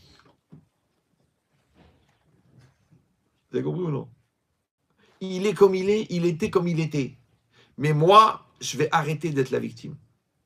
Parce qu'encore une fois, le bourreau n'existe que parce qu'il y a une victime. La victime n'existe que parce qu'il y a un bourreau. Maintenant, quand le bourreau, il n'est plus en présence, ou il n'est plus en activité, ou il n'est plus en existence, ouais, comment ça se fait que j'ai encore l'impact? Ça veut dire que je suis plus intéressé par mon statut de victime que par mon statut de personne libre. Maintenant, il y a d'autres personnes qui étaient dans la même famille. De ce monstre, ils sont devenus très forts. Ils sont même devenus thérapeutes pour ce type de cas. Et toi, tu es sorti victime, fracassé, aucune confiance en toi, et tu es tombé dans la prostitution, dans l'espoir de recevoir un peu la tendresse que ton père ne t'a pas donnée. C'est pour ça que tu rencontres toujours des gens qui ont 15 ans de plus que toi. Maintenant, pourquoi la sœur, elle est sortie forte, et elle est devenue positive et thérapeute, et toi, tu es sorti faible et en morceaux?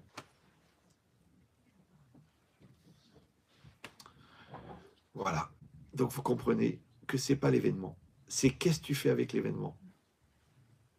Qu'est-ce que tu fais avec la rencontre? Qu'est-ce que tu fais? Alors, quand je te dis, tu vas te réconcilier et tu vas dire, au pire, il était maladroit. Encore une fois, c'est pas pour cachériser que maintenant il est devenu tzaddik. Non, c'est parce que tu as 2 boulets là. Tu as un boulet qui s'appelle ton père et un boulet qui s'appelle ta mère. Maintenant, ces 2 boulets peuvent être des moteurs. Si tu as eu des parents équilibrés, qui t'ont donné de l'amour, qui t'ont donné de l'ambition, ça va être des moteurs. Mais si c'est des poids morts, tu vas les traîner toute ta vie. Donc qu'est-ce que tu fais? Tu cachérises. Du négatif, tu fais du positif. Pour que tu puisses continuer à vivre et surtout que tu ne vas pas polluer ton couple, ta famille, tous les hommes du monde en faisant des amalgames, en faisant... Vous avez compris ou non? Ça veut dire qu'on a cette capacité, Baruch Hashem, d'être me'afer, midatadin les midatarahamim. On peut transformer le mauvais en bon si on l'utilise. On peut le faire. Comme il y a des gens qui ont tout pour être heureux et qui divorcent parce qu'ils ont transformé le bon en mauvais. L'autre, il a un enfant intelligent. Qu'est-ce qu'il fait? Il le fracasse parce qu'il a peur que le gosse se rende compte qu'il est nul. Je dis, mais non, si l'enfant il est intelligent, c'est l'occasion pour toi de grandir. Profites-en, vas-y, travaille, étudie, pose des questions, évolue avec lui. C'est bien. Parce que l'enfant, il te fait l'accélérateur de maturité que toi, tu n'as pas voulu assumer. Donc toi, tu as freiné comme un fou et lui, il t'oblige à grandir. Tu as épousé quelqu'un qui veut te faire grandir, mais vas-y, profite. Non, ça me saoule, j'ai pas la tête, on n'a pas les mêmes principes, et puis tu vas pas me faire changer, mes parents, ils n'ont pas réussi, mon prof n'a pas réussi, en quoi tu vas rester con? Si tu rencontres quelqu'un qui veut te faire évoluer, mais dis merci qu'Hachem il t'a envoyé le médicament pour ta maladie qui s'appelle la psychorigidité. Ou non, continue à rester brêle. Et après le divorce, j'avais une femme de folie. Mais qu'est-ce que j'ai été bête. Oh là là, mais je suis fou. Moi, combien de fois je l'ai entendu? Des millions de fois.